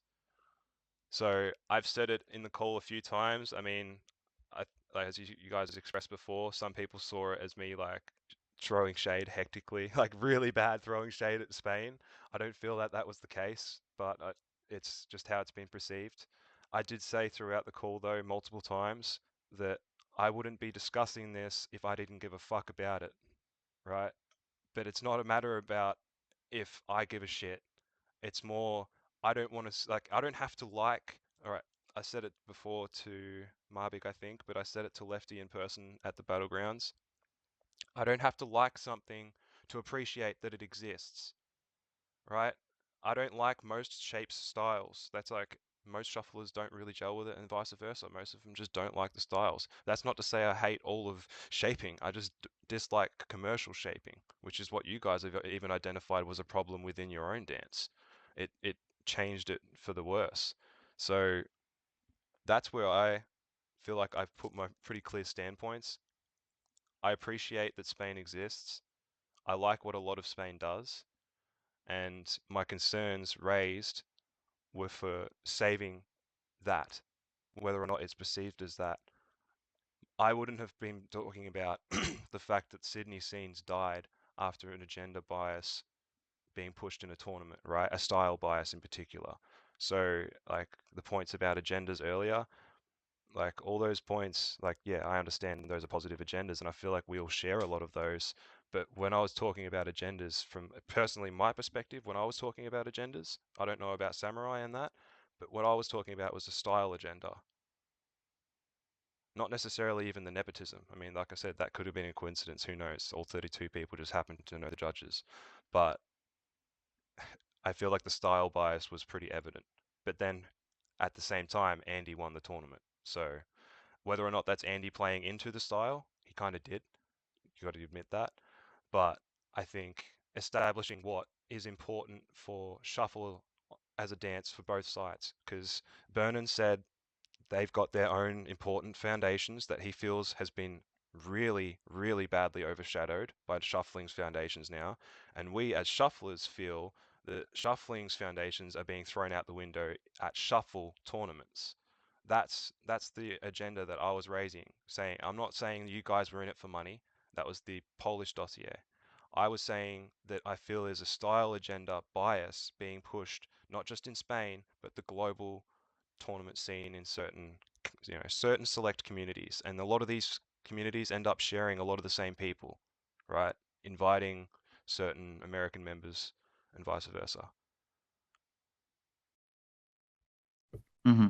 Yeah, I'm aware that I could like clearly see that like Samurai was the one kind of like more tackling like kind of like attacking Spain, you know, and it's like weird because like I only spoke to Samurai after like the stuff with the Polish happened in social media, and he was just asking me stuff about just like why was this happening in the first place, like I haven't spoken to him like ever even before that, and just like you know. I think he And kind of like, ended up becoming, I mean, whether or not they asked for it or not, he was just essentially became the spokesperson for for Poland. mhm, yeah, I've, I whether see. or not I was viewed as someone attacking both sides, my entire purpose with this was just to be the host platform, like be the neutral civil ground for everyone to have this discussion and have this discourse, because I feel like we're all on pretty common ground, to be honest. From what I've heard so far, like when he was spitting these agendas, he's like, these are our agendas. I'm like, bro,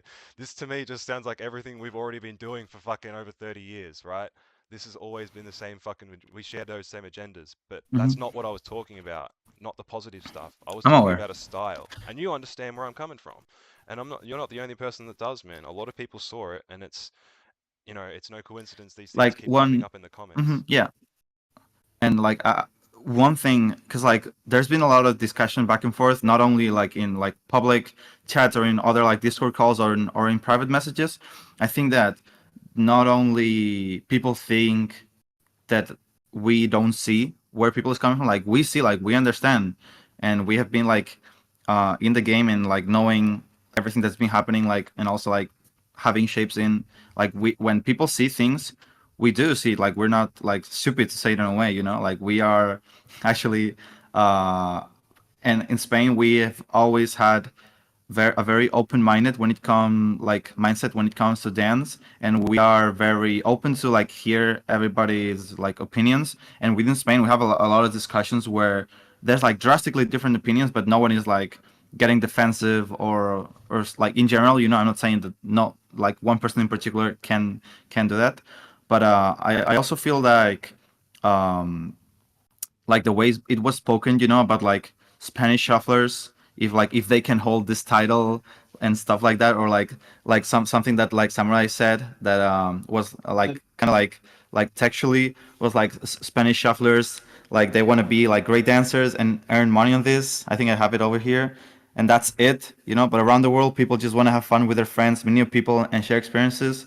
Like if we in Spain we didn't start dancing because like we like to like dance, share with friends, and like have those experiences, you know. Like money, as Oxy said, is something that like it comes from wanting to do projects, and for all those projects we had to put money from like our own pockets. And Xhufflis here, as he said, he has been the one who has invested like the most like in Spain by far. Like I've put some money, but like Xhufflis is like Xhufflis like in another league, you know. Like I can't even compare myself or like everyone combined with Xhufflis. And like people see like, oh, TSL 2024 generated 10K in ticket sales, like grouping everything together. But like all the tours we did, classes we did, all the little tournaments and past TSLs that we have done in like 2018, 19, 2020, TSL 2020 that was meant to happen didn't happen, and there was also a lot of money put in there. You know, obviously this is COVID stuff, and like it's not like we couldn't control it, but still like there was a lot of money like put it in events, because when it comes to throwing up events, you have to like advance a lot of money. And until TSL 2024, there was not like all the events didn't break even. Like TSL 2024 is the first time ever that an event breaks even, organized by like us in general, like Spanish shufflers, you know. So, and tournaments have been losing money consistently, and we still kept doing them because we wanted to like have those spaces, those events, so people like could gather, not only like tournaments but also like meetups and like classes and other stuff.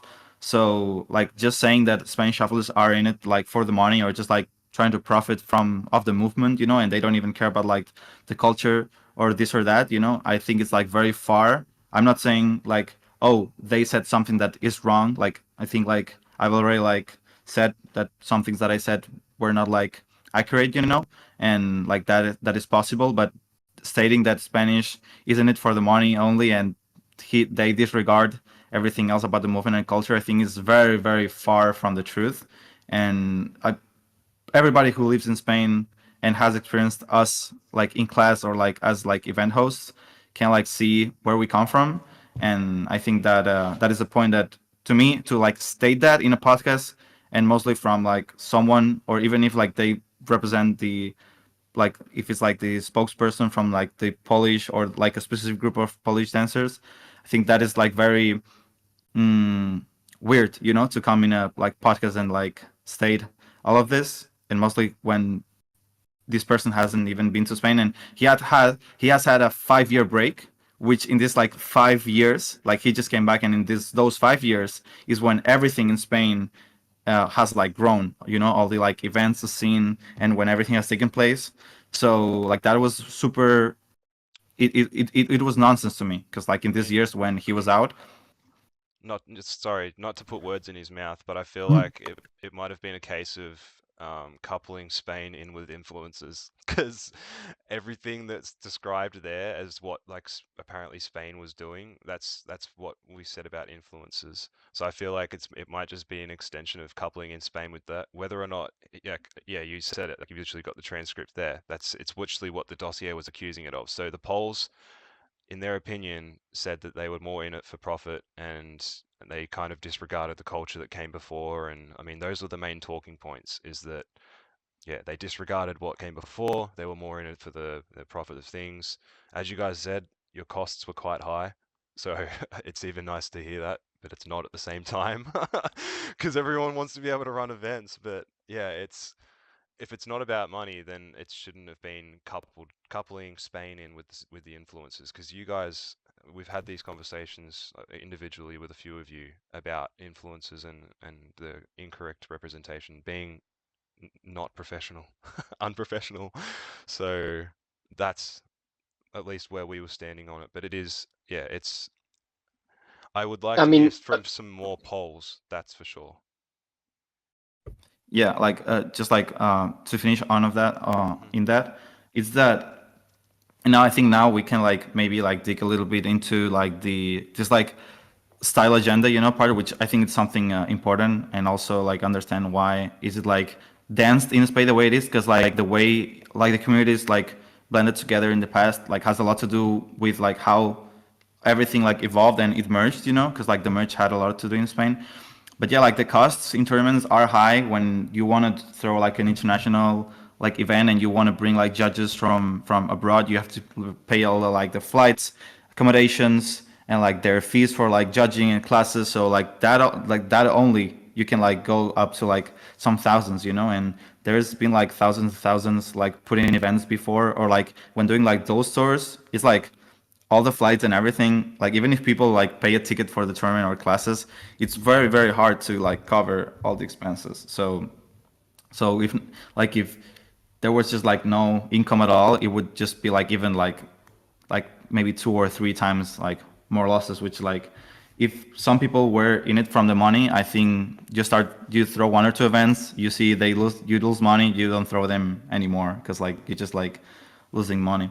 And I understand this might be someone's perspective of how it is, but I think people just don't know how much effort we've put into like actually growing events. Like in first TSL, it was mostly like Spanish, like shufflers slash shapers, you know. But the tournament was like big and so cool that people saw the videos and people was talking about it. Then in 2023, because like of COVID, there was like 4-year gap. Then more people came. It was like for many countries, it was just like 1 to 3, or maybe in some countries like 5 to 10 people, but like mostly 1 to 3 people from a lot of different countries. They experienced 2023, and then they had a good experience, and now they went back and like told their communities about it, and now more people is coming. So it's actually been like something that has grown like very like naturally. And even before TSL 2019, which was somewhat like of a big event already, there was like a lot of tournaments in Spain that were like way smaller. So like it's not something that is just like boop, like out of nowhere it appeared. You know, there has been a lot of years in the working on trying to grow events and try to professionalize events, and also us as organizers, judges, and like participants also learn how do like shuffle like and like battle events in general work, because like shuffle culture has does not have battling in the culture, you know. This is something that is actually from outside the shuffle culture, and it's present in other dance styles, and not even in all the dance styles is present. So we also did a lot of work going with other style dancers to events, even like international. Like we traveled outside Spain to like Italy and France to international Russia electro and events China and also are being like and also crazy. events. Yeah, and like we had to like attend other like massive events to see how they were hosting stuff and doing it, and talk to organizers and talk to like other style dancers to actually start getting a grasp of what does come with like actually hosting an event, and then start throwing ourselves our events so we can actually start like making those mistakes, you know, like actually like building and learning, you know. And like year to year there's a lot of things that are seen to be improved, and we love that people also point out things from the people who come and experience the events perspective, because like organizer is like an organizer, they don't experience the event the same way than someone who just attends, like an attendee comes. So like TSL is like receiving feedback all the time, and like all events should do. And I think we're like pretty open, like always to listen to everything. So yeah, I think that part of the events, there's a lot of work that is done here that maybe people just like see TSL now, but they don't see that we've actually been for like 6-7 years like putting so much effort into events. So also things like you mentioned that happened like with like in Australia with this like how was the event, this event called, where like Shuffle there was like Royale. the Yeah, when the Shuffle we Royale. didn't really, we've had Like competitions before that we where don't it want was this to happen. battles. Yeah, that's it, and that's why I raised the point about Shuffle Royale also, was because when we've had competitions, we're no strangers to them. We've had multiple. I even had the last in-person competition I was in was for a cancer foundation. Like it was a charity event. So, like we've had, but even then it wasn't a battle. It was just a style competition. So that's where I wanted to say just before, like making Russia and China as a point. But even Malaysia, like they're a neighboring country for me here. That's why I've gone there for three times. I've not been able to go to one of their tournaments. I was going to go to the last one, but I had things come up which I couldn't help. Um, but I watched from afar. I was watching the live stream, and I think that Malaysia, out of all the scenes, I don't know too much about Russia and I don't know too much about China, but I do know that they've been doing it for over 10 years now, and they've both been successful without barely any controversies. And they've been doing battles. So they somehow understand how to get it right without having massive controversies. Whereas in Malaysia, their competitions is more like how we had them in Australia originally. Style showcases, not a battle against each other. Not like a hip hop battle, not like, it's not like a street dance battle. Street dance battles, at least in Australia, it was a teeny bopper thing. It was something that teenagers did when they did the hard style shuffling. It wasn't something adults didn't see the dance like that. Once you matured and you became of age, you moved past that. You didn't feel the need to like outshine that person. You wanted to help all of your crew rise up at the same time. Like if you felt that you're a step up on a mountain, you shouldn't be stepping on the toe. You shouldn't be stepping on the fingers of the friend trying to get up that onto that level. You should be reaching down and giving them a hand up. So that's Yeah, kind of but the culture difference we had is style That's totally showcase. different thing. yeah, but for example, for us in Spain, we don't see battle as stepping out to the other. We do it as a share, like it's sharing, and in so much cultures, I don't know if it's on other cultures, but in our dance, in other dance styles, it's not to step out about each other. It's to share different points of views of the same thing. It's Yeah, like but to share. it's more so my point, the showing the difference between a style showcase Yeah, competition and a this battle. is ego. No, no, yeah, I understand, but I mean the egos of the people. You can't. I don't know how to say it.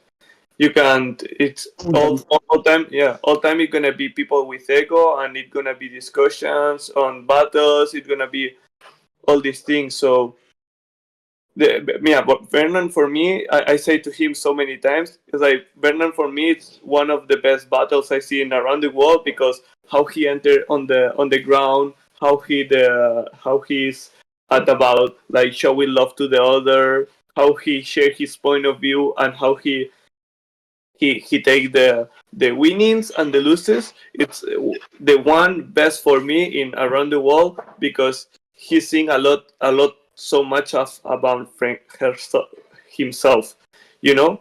because he's like showing love on the dance floor. He's not going for beat everyone for be better than him or something like this. Yeah, he's He not do it doing for battle moves. no, but it's not called battle move. It's just their point of view. Some people they have to put their ego for winning you, or they think they only can't winning you with their ego or something like this. But it's depend of the dance styles and that thing, I think, too. So it's a lot of culture and a lot of perspective and a lot of these things. But I think here in Spain, as I see, when we do battles, we do it for the love. We do it for share. We do it for exchange point of views from the same. Like we are here talking all together and we saying points of view, but we are not mad at each other like, "Hey, motherfucker, how are you?" Yeah. We're doing the same on dance. It's like it's argumenting one side or argumenting other side, or my point of view of this from this music, or the point of view is this from this music. And later, that I say so many times, what you just said, it don't gonna have to affect you. It can affect you for helping you to understand what you dance or things like this from a point of view outside from you. But yeah, it's like this. It's like I don't care if I win or lose. You don't have to care if you win or lose because it's nothing. You don't have to change your dance because you win or lose. You know what I mean? It's like when someone went to a street and all people have this happening, and some people you dance on the street and they're gonna laugh at you, but you don't have to be like, oh shit, I'm dancing bad because he's laughing at you. Another people in the same minute gonna go and gonna say, oh, why are you dancing? Wow, this is so good. And that thing, it's like, it depends of views from the outside. The important part is how you feel in the inside and what you want to express from the inside. You know what I mean? I don't know if I explained it well. Yeah, I think I caught the gist of what you meant. It was I think I raised it in the call in the last one just briefly about Escape, like in America, the festival. The first time I'd ever seen battles at a festival. Like I'd been to Malaysia, like I've been around, right? And a lot of Australia as well. Like I'd just never seen shuffle battles at an overage festival. It was like exclusively underage mentality for us. Like, But we have to change the point of view, because when we say battles, we can see battles of friends. You know that there is no judges, there is not statements, and there is yeah, not things. Battles for have fun, because so many people have battles for have yeah, fun. we do. We've done that. Like Yeah, it's they like, exist, man. But that's all it's ever been. It's only yeah, ever been for a joke. But when it got taken seriously and quote yeah. professionalized and put into that setting, it literally destroyed the scene because it was never intended to be competitive. It was always meant to be an expression, not something to be competitive about. You know what I mean? I've, Yeah, but yeah, but in all dances. But the good for me of battles, and I see in all of the dancers, it's when you make the competitive scene waking up. What you do, it's you just evolving the dance and just connecting each other, because we move for that things. It's so difficult, and it's shame that we can move for go meetups around the world, but the people is moving all time for egos, and it's moving all time for these things. So it's normal that the battles, and when I say it, it's like Marcos know that there were battles, for example, in Latin America, that they were saying boo boo and that things, and we stopped the battle. That so many people could be doesn't know, but we stopped battles and saying like, if yeah, you don't like hire all the group and you're doing groups about who is dancing better or who, we stop the battle and we go. We don't care. You know, we come here for share and for have fun. And if you don't that, I don't fucking care. You know what I mean? yeah. Because for us, Authenticity. the plur that we have from the beginning, we try to put it in all the ways, not in something special, just in all the ways on tournament. And I think you can no sé cómo se dice, polarizar, no, que lo puedes poner en diferentes. Polarize. ¿Cómo? Polarize. Polarize in different perspectives, not only on the meetups, not only on some things. You can do it on tournaments, and you can do it on classes, like in organization. Like for example, I do already sometimes in classes. I never go from in the class. I go in the middle of the class, sharing showing my ideas. I let the students let the ideas, let the talk the ideas and see his perspective, what they feel, how they feel. And so many times they say like, all of you are correct saying this and these things. Is like, for me, the horizontalization and the blur, I try to making it every day and in every single step, not only in tournaments, in classes, in meetings, in wherever, you know? It's not for the show, basically. Didi Dieka, que no se te ha escuchado. Es que yo te escucho cortado. No, that it's not for the show, I said. I mean, we take it seriously in that sense. I mean, we have to work on having a new meaning for things that can be useful for community growth, such as battling. Battling doesn't have to be like an offensive or an aggressive scene necessarily.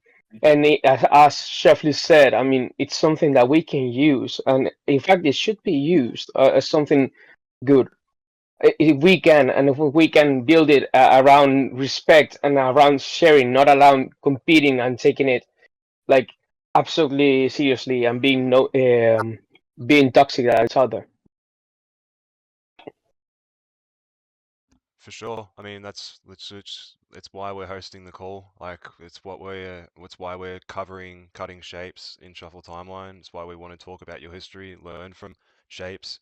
We're trying to find the similarities in both dances for the sake of both dances. But we're also Guys, trying to show the differences as well. We can't just emphasize on the similarities. Because that's what Bernan's concern is. He doesn't want shapes to be outshined.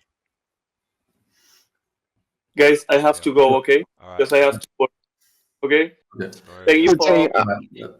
Thank you for this meeting, for this talk. I think it's so good that we can talk and have spaces like that. I'm gonna talk about yesterday. We have a space about yesterday that Bernan, Kevin and Marbiik created. That it was the first time that all Latin America and all the space, like Hispanic community, like if we can say like that language, and we are talking about how it's going in our country, how we see the future, how we see the past, how we are seeing all together. And I think it's so good having these things nowadays, because I think when I started, all people were like shuffling, but we're like in different points, but we are not together. And every day we are going to getting more and more and ignoring more people from more countries and seeing like, but touching the real people, not just talking about on a keyboard and about these things, you know. And really, thank you so much for all the comments and what we say today. Okay, Fleur, bye. Thanks, man. Cheers for coming. Take care. I have to go also. I say thank you so much for hosting this, and it's been a pleasure to talk to you. One thing before I go, I mean, I said it yesterday, but I'm gonna say it again in English. I really think that it's important for us to keep in mind that we have a responsibility in whatever we communicate, and we have a responsibility of whatever we say, and we have to try to create spaces in which whatever is said has to be contextualized and not shared like without proper contrast, in the sense that we have to be aware of whatever we are saying, it can affect whatever you are targeting, and for us to have a common ground to understand each other and to build something that we can make profit from in the cultural sense. We have to make that effort and to be aware that whatever we say in social media, especially for people that are quite influenceable right now, they're gonna take it as the truth, and they're gonna be polarized, and they're gonna create bands and so on. So Yeah, I'd just like we have to manage this in an intelligent way. And I'm saying this in general because I really think that this is like really important for. I mean, it's useless if we work on something and we talk about something if we don't have like the mindset for the words and the concepts to get into our minds. You know what I mean? Yeah, coming to the table prepared for the talk. I think next time, I mean, we're going to continue making these because they're clearly productive. I mean, look at the conversations we've had now from what was said. Whether or not it was meant to be intended or to be offensive or anything is a whole nother subject. But I completely agree with what you say. We have to be very specific in our wording and what we say. And same goes. Like, I've lost my patience, I've lost my cool, and you had the same thing. Like, Marbiik talked to you about it, and he's talked to me about it. Lua even said like he was disappointed in me in like your shaper calls you guys had earlier today, but like, I mean, yeah, I said some out of pocket shit, but I feel like it was slinging shit back. So I said it earlier. I'm done with it. I've got no time for it, man. I'm about the progression. I've already said for a long time, whether or not they want to connect with us, I want to connect with them. Like the fact that me and Bernan had the conversations we had and the things that he expressed to me, and he, I don't want to speak and put words in his mouth, but he was very, very emotional about just having the same fucking thoughts as what I do as a shuffler. And he's like, bro, like you're breaking my mind. And I had the same experience because I even said it weeks before TSL. I straight up said to Lua in a message, I disavow the Spanish scene until they prove me wrong. And then fucking Bernan, of all people, a finalist, goes and proves me wrong. And I'm like, well, I guess not all the fucking Spanish scenes like this. But I did have that notion towards Spain because it just consistently was like that. Whenever I'd raised concerns, I'd just get people jump down my throat. I'm like, bro, I wouldn't be even talking about your shit if I didn't come from a place of concern and care. I would not even talk about it. I would just keep doing my thing. I wouldn't even talk about shapes. But it's important to the dance, and this dance is more important to me than just about everything in my life. So I feel like everyone else feels the same about their dance and what they do. That it's one of the most important things that's ever happened to them and what it does for their mental health and things that they've got going on. Like, a lot of people in this community have a hell of a lot in common, a lot more than we ever would realize. I think we're all on similar wavelengths with what we believe with the dance, and that's been expressed even in your big ask phone call you had today. It was like 9 hours long, and you guys still didn't come to a proper conclusion. So, like, that's like even worse than what we did, and that felt long. But I mean, we're at like 2 hours or something now, and I feel like we've been pretty productive here, other than the fact we're missing a few people that were pretty key to the conversation. But I feel like there's going to be some follow-ups. It's not just going to be the one. I hope they do continue to happen because they've covered so much information, man. And every time this conversation's happened, whether it's in private or if it's publicized like this, it still creates productivity within the community.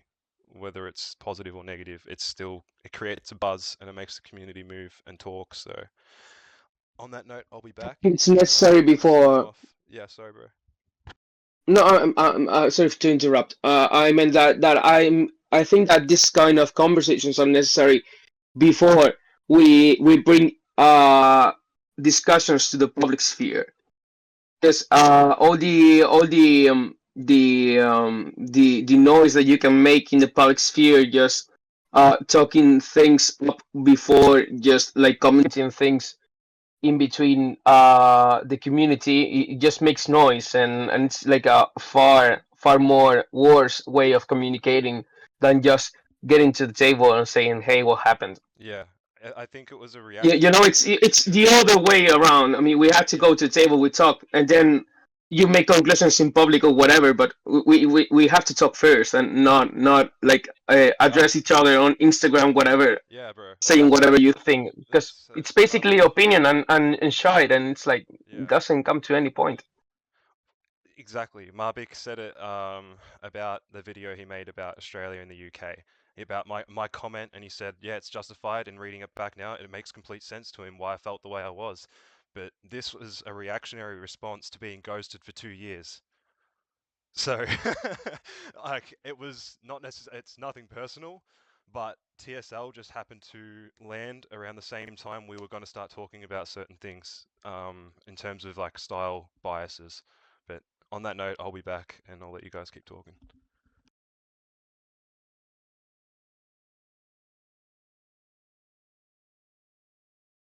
So that's it. That's it basically. I'm done here. I have to take all the responsibilities than talking here. So it's been a pleasure, everyone.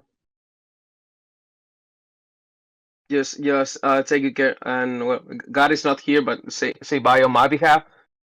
We'll keep talking. We'll keep talking.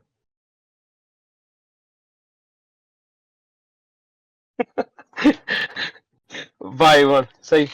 Bye, man. Bye, Bye, bye. Eka. Bye. Take care.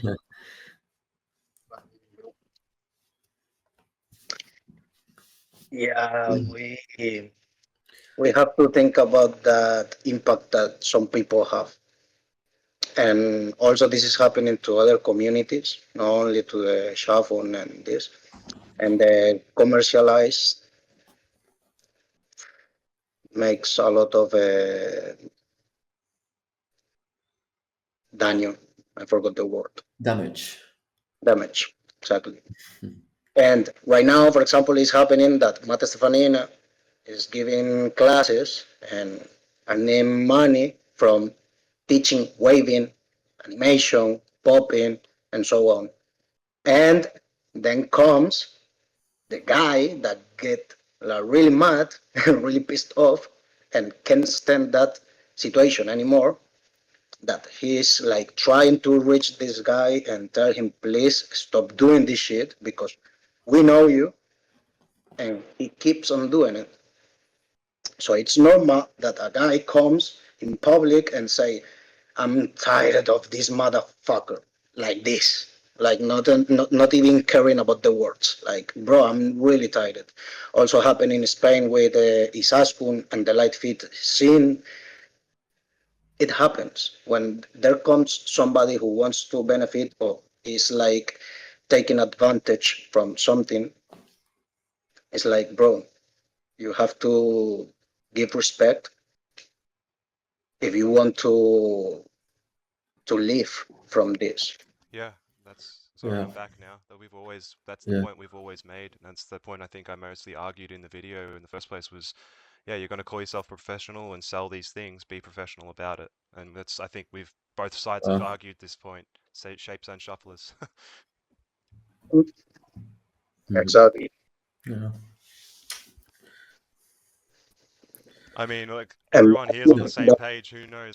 We did have in the notes to say we'll probably invite Emily Ratzlaff or something eventually. Like, there's some key influences I think that have been pushing certain things, definitely, like without a doubt, because people have had plenty of opportunity to correct themselves and correct their errors because they're deliberately misinforming their students at that point because, as you said, they want to protect the profits, whereas it seems to not be the case now. Like everything we've presented with the shuffle timeline has been well received, other than like some random old school people from like way back in the day. They're just like, oh, you've got this and that wrong. It's like, man, we already consulted enough people to feel pretty confident publishing this.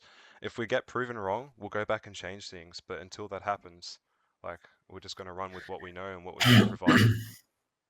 So we want to cover shapes fairly. Like what we know personally is shuffling. So having shapers in the same frame of mind as us and have the same thoughts, it's definitely going to help us to cover your history fairly, I think, because we didn't want to give that perception of what you've been experiencing, saying that shuffling's overshadowing shapes. We don't want to give that perception with the shuffle timeline. We don't want to show that shuffling's more important than shapes or something because we covered shuffle first. No, we covered what we knew first. What we don't know much about is shapes. Granted, Lua did write like pretty much a whole thesis piece. It's poorly translated, but it's out there. You could ask him for it. It's worth reading. He covered the origins of shapes as far as he knew it, and I don't know. I think a lot of that information will get followed up on. It's just we need help, and that's not just a call to you guys. It's like your whole community, and extend that out to anyone that you know. We're not going to be able to fairly cover the topic without having the discussions with shapers. Yeah, we do have Yeah. this the Luha thesis, and it has been shared this last in this past week in the server Shaper server. We were conducting like another call yesterday, and yeah, like it's something that it's on the hands of like the people. So yeah, it's like a cool document. But still, like we've also like read some stuff, and we've seen like there's also things that are not as accurate. So I think it's cool that we like piece this information that Luha researched plus everything people from Spain know, and also people from the UK, you know, because there's like Yeah. he's from there, you know. So like we also have to like speak with a lot of people from the UK. Like The nowadays, original Raver student. dancers, yeah, and like also like Mr. Shapes and like Evolution and people who started like the movement, you know, of the when it started growing in the UK, because like they have a lot to say about that, and like the Shuffle Wars, which was like in these years, you know, when everything like in the 2012, 2014, I think it was like 2014 or I don't know, or 2012, the Shuffle Wars where like shuffling was banned from the clubs, you know, Yeah. and There was a really good Yeah. documentary on Vimeo. I just can't recall the name of it. I've not found it again since because it was in like an old browser bookmark from years ago researching. But it was a pretty old, I think around 2012 documentary from the UK about that, talking about how shuffling was I starting to get banned from clubs and stuff. I think the video is in the Shaper Zone links and info. Probably. I think so. I think so. I'll have to Yeah. look. Yeah. But yeah, I think this is maybe in the beginnings, like the first links. I think is the. But yeah, it's very interesting. To expand a little bit on Yeah. kind of what I mean by battle moves. Not to harp on the subject about battles, but just reminded me because you guys were talking about some free step and things before. So if we looked at free step, and this was the thing that Lua identified, I'm not going to bring it up, but if you just type in YouTube, like death fights free step, and just look at what it looks like, and then look at where shaping and shuffling this merge is going in the direction of, and the same movements and things, you'd be like, man, it's night and day. Like you can really tell. There's a lot of similarities with the battle moves that are used. Uh, some really awkward ones that Lewis showed us. Something called like jokering, or to joker your opponent, and it got so weird with their battle moves. Like not just like getting in the face of your opponent or like touching their shirt or something like that. They were doing weird things like pretending to give them head and just like, dude, anything to like psych out their opponent, apparently. So like that to me, I don't really see that as like progression for either dance. Um, and a lot of free steppers are still coping and seething about the fact to this day that they don't have a tournament setting that they feel values what free step was, and the Barsi, basically the base. That was what they said. They lost touch of the foundations, the Barsi. It just kind of went out the window in favor of these like battle moves and unrelated hip hop stuff. You can see it. You just look up the Death Fights videos and you'll see what I'm talking about. But I think that's where people were drawing the similarities between what's happened to Free Step and what's happened to Shuffle when things got competitive with battles.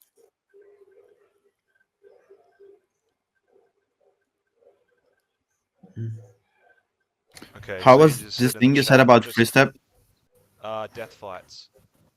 Lua has better Death examples, and I fights. wish he was here to tell you the exact ones because he was actually at those battles. Like he was at a lot of free step battles doing the DJ work. Like he was on the laptop changing the songs. So he was there to see this. So he's probably a better person to explain it to you, and I hope that he does on the next one or something. We actually show this, but Oh, man, is this like this YouTube channel that is called That Fight Official? I see like there's like a battle dance setting. There's like a big Brazil it like probably flag in the is. middle. Yeah, probably is. Yeah, it is. I'm seeing some videos. It is. But you'd see straight There's a lot away of that like it's views. a lot of similarities between what's happening with shuffling and shapes now and yeah, to me at least.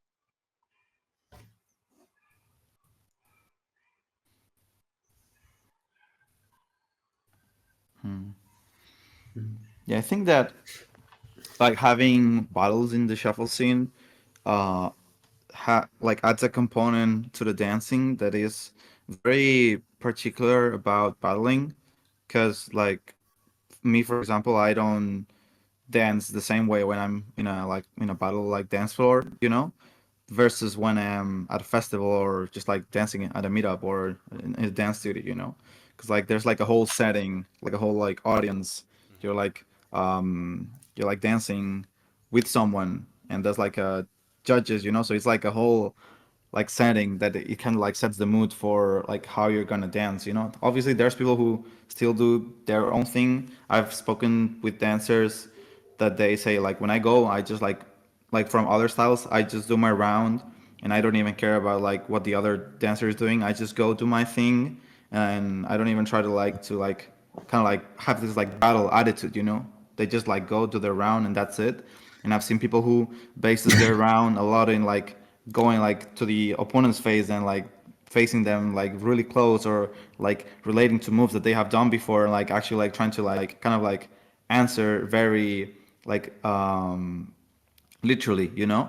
So and people who just like go and like do kind of a mix, you know. So it's there's a lot of approaches to battling, and I think there's also a lot to learn. There's not like a particular way of battling, but I feel and I think that the shuffle battle scene, it doesn't like it's not the same than the shuffle scene in general, you know. Like I think Yeah, it's that's totally becoming a different part of it. worlds. Yeah, Hmm.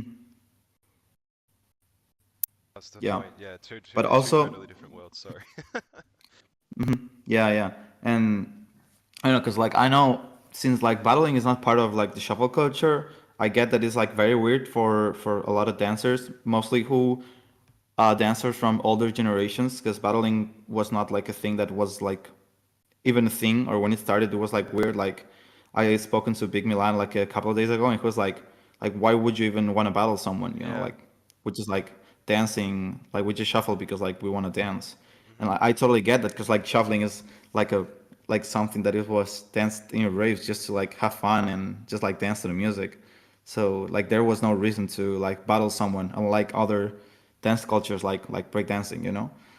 So say like I totally get it, but still like when battles want to become a thing, you know, not because of like we need the urge to like battle people, just so because like when you see the dance scenes in general, there's a lot of like tournaments happening, and I think it's more so about having a place where people can just like practice and go there and then like get a, like an experience, you know, more so like part of like an activity for the dancers to have, other than oh like we're gonna base our whole like dance around like battling only, which is like I think that like a lot of education needs to come hand by hand with like wanting to implement a battle culture in a dance style that doesn't have it, like shuffling. It has to come hand in hand with education about like what actually like healthy battle culture is, and actually how to like approach it in order to not let it become like a place to like where you want just to fight, you know, other people in a way. And because like we just see other dance styles like having battles here and there all the time, at least like in Europe there's like so many battles, and pretty much everywhere as of right now, since this is dancing is like everything is like so globalized. But there's that's why I said that we also wanted to travel a lot and experience also a lot of events that were not like shuffling, because we also wanted to see how they like do things, and like they still have like a place where dancers can go compete, do this activity, have this experience, and then they just like go back to like their routines, their like meetups and their all the stuff, and just dancing for having fun, you know. And there's that unfolds a lot of a whole like thing where like the training stuff like comes in, you know, people who will, like want to train or like prepare for tournaments, and how people and how also the tournaments affect in how people then want to dance, because like tournaments become like a big highlight in within the culture, and people want to like they aim to dance like people who is like getting through, and that's what also like some concerns are raised because of people seeing like this, that was like oh shuffle tournament and there's like a lot of shapers, and there's people Yeah. who not consider like the shape shuffling, and then they like but people who say that they want to shuffle, they will see like shapes, you know, so they will not like want to learn the shuffle because like or this other stuff is like getting further in the tournament. good, So yeah, I that's like I can exactly I what can see how yeah. all of this affects and comes together. Like, and I think like by the conversations I've been having, everybody sees it.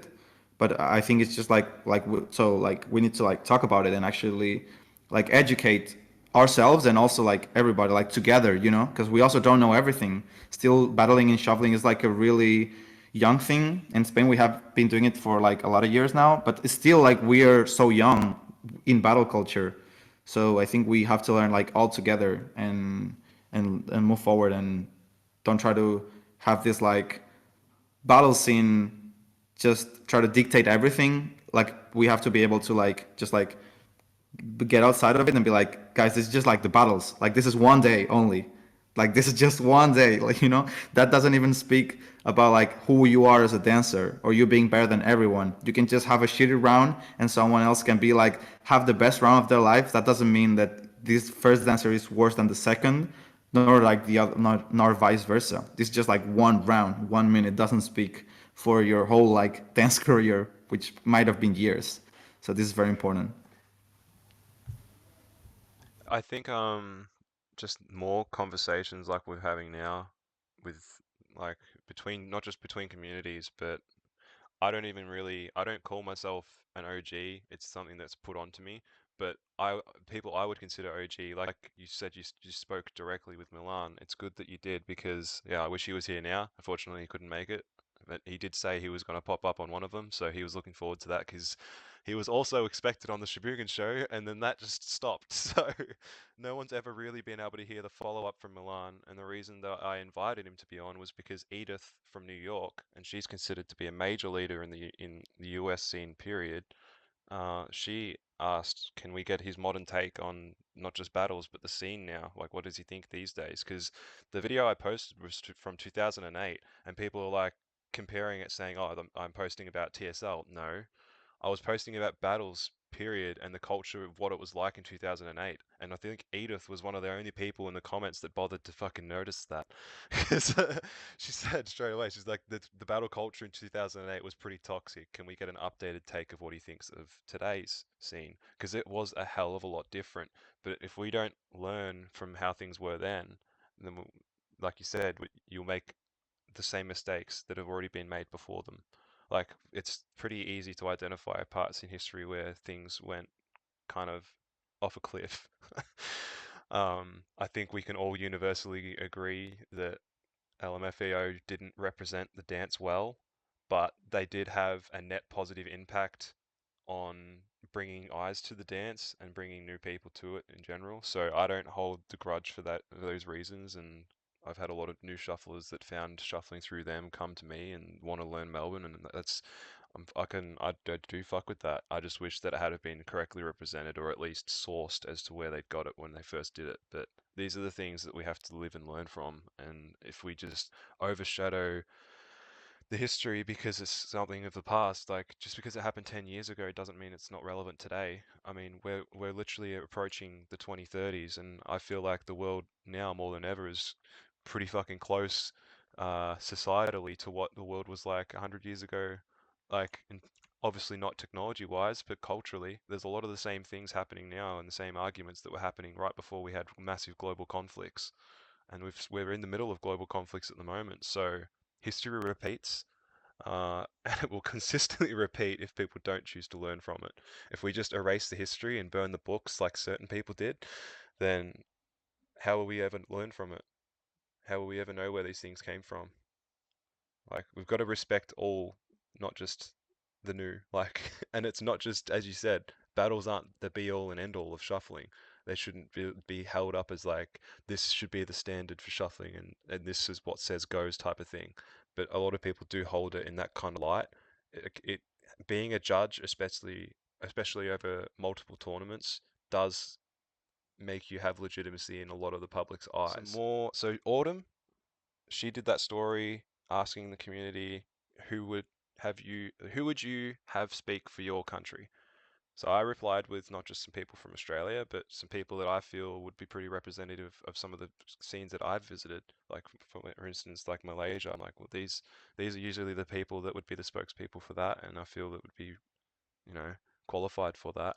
So I feel like if we see the big list of people that Autumn's gathered, and if we can actually start to just gathering more voices from around the world and their input from all different generations, not just the new, but the old as well, and whether or not people have been out of a scene for however long is kind of irrelevant if they had a substantial cultural impact, especially. I mean, yeah, like grudges aside, Samurai might have taken a 5 year break, but the last thing he did was judge a Russian shuffle tournament in 2019. So, I mean, that's a bit of a high point to take a break from, and I think it adds a little bit of legitimacy to his opinion on judging, especially for the fact that it wasn't a friends tournament; it was a Russian tournament. So I think, in my eyes at least, judges that have judged at a foreign tournament or been invited by them makes them a bit more legitimate, and that is sort of the crux of what people were raising about putting certain people as judges consistently across the scene around the world. It's yeah.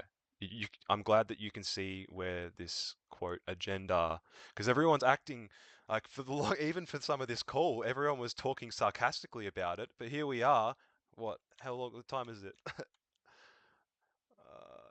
Yeah, almost 3 hours in, right? And we've all just pretty much agreed that there was some form of an agenda. Not just those positive ones he listed off, but yeah, there's been some form of a style agenda. Whether or not it was deliberate, it's gonna happen without having variety in the judging and in participants. So you had like 20 countries. Yeah, I still think that like a lot of stuff that happened, like this, like favoring a style, like topic thing, that, and that was also that has been commented with other people, that when, and that this is something that indistinctly, like it happens like naturally, but still, like as judges, from my experience, we have to try to be appreciative of everyone. But the people you usually dance with, or that you spend a lot of time with, is people that you see dance a lot, and you like exchange information, exchange ideas. So you will understand a lot of more things of people, like the way they dance, or the way they like create, or like have some creativity and develop around. You will be able to understand more of the things that are being done from someone you usually dance with and share spaces with, just because you have spent more time with them, and they've exchanged information with you, and like how they develop this creativity. And this happens like in every dance style. So i can I can see how, for example, if I see, you know, for example, someone from Barcelona dancing, I can understand more the way they create, because I've seen it like so many times, and like I've exchanged information with them. So probably I'll be able to probably see more things that maybe other people don't. Hmm. And but the other way goes around, like that's why in TSL, for example, judges from 3 countries are picked. So, and like the way Dasa dances is different than the way I dance, and is different from the way Tenshi dances. Like we've all have different backgrounds, and that's very important. So like we have like a good variety. I think this year was there was a good balance of like of different dancers with different backgrounds, and from like different countries as well. And but like the way I see everything and all of this is that like the way in Spain, like the communities have like been united and together, it has like merged both like the shuffling part and the shapes part, and it has become something very natural for us to see both, like both things in like the same rounds, and just see it as like shuffling. And like besides wanting to say like, oh no, shapes is shuffling, like I see someone dancing, to me so natural. Because like it's like already like ingrained in like me and in many people here. So I don't think it's like deliberately push like, oh, let's vote for these people or these people, because like none of that was like said nor like insinuated at any point to any judge. Hmm. No, like no, that was not affected, or like it's not even like commented. Like we just like sit there and like and like just like put the numbers that that we feel we have to like score, and then vote whatever we feel we have to score. And it was also mentioned that there's like some like unspoken rules, about dancing, and I think that is clear for like all the dancers. There's got to be like a foundation, and from the foundation everything can be like built up. The thing with Spain, what happens is that it is like a dilemma situation of, for us, saying shuffling has been, like in the past years, has been having shapes included too. So when we see the foundation, it was not only seen running man and T-step. People would see other stuff too, and like we appreciated shapes stuff too at the same level of like a lot of like shuffling stuff. So it was not like, oh, the shapes part is like being pushed more, or we don't want to like push the shuffling. Like I just like see, and everything I can take in, I take, and I like value it. And I think that's something important, and I understand that it's maybe hard to understand for people who has not lived in Spain and have like experienced and blended with the community. We still like we see the difference between shuffling and shapes. Like it's so hard to judge around where it's Bernan versus like audio in the final, because you have like two different worlds, and you have to be like, Yeah. man, like how, like you have to appreciate all the shapes and know at the level that like the degree and like the mastery that it has to take to execute all the shapes at the level that Brennan does, and the same knowledge and like mastery that it requires for like audio to do this at the level they do. And you have to be like, it's Bro, not about steps.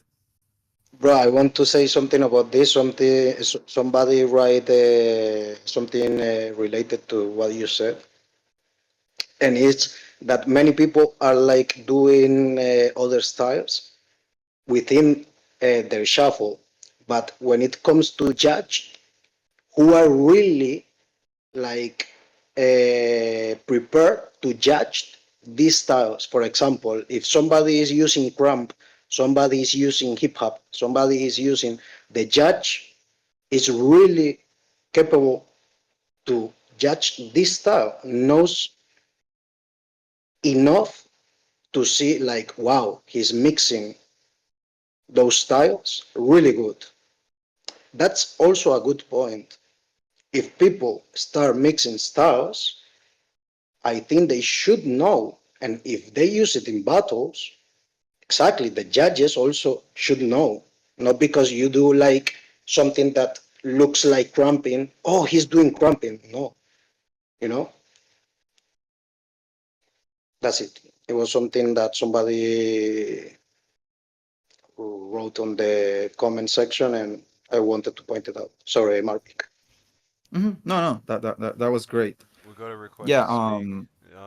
It's an American, so it'd be great to hear some input. If you guys can, I'll invite him. Yeah, for sure. I just want to like to what like Kevin said. I just want to quick mention that also it's being said that, for example, in Spain we like mix styles, like hip hop or like popping or other styles. And I'm here. I know most of the like pretty much all the Spanish community, and there's like very very very few people who actually dance and like learn like seriously other styles. Like just because someone did like a little bit of like waving or something, that doesn't mean they're wavers. It's like making those statements, it's also disrespectful to the other styles, because they also have like their own like craft and everything, the same way that we would feel disrespected if someone just did like a sloppy running man and they said like, oh, they're shuffling, we would be like, no, they just like did like sloppy running man, that doesn't mean they're shuffling, because like our style requires like a lot of like work too. So the same goes to the other styles.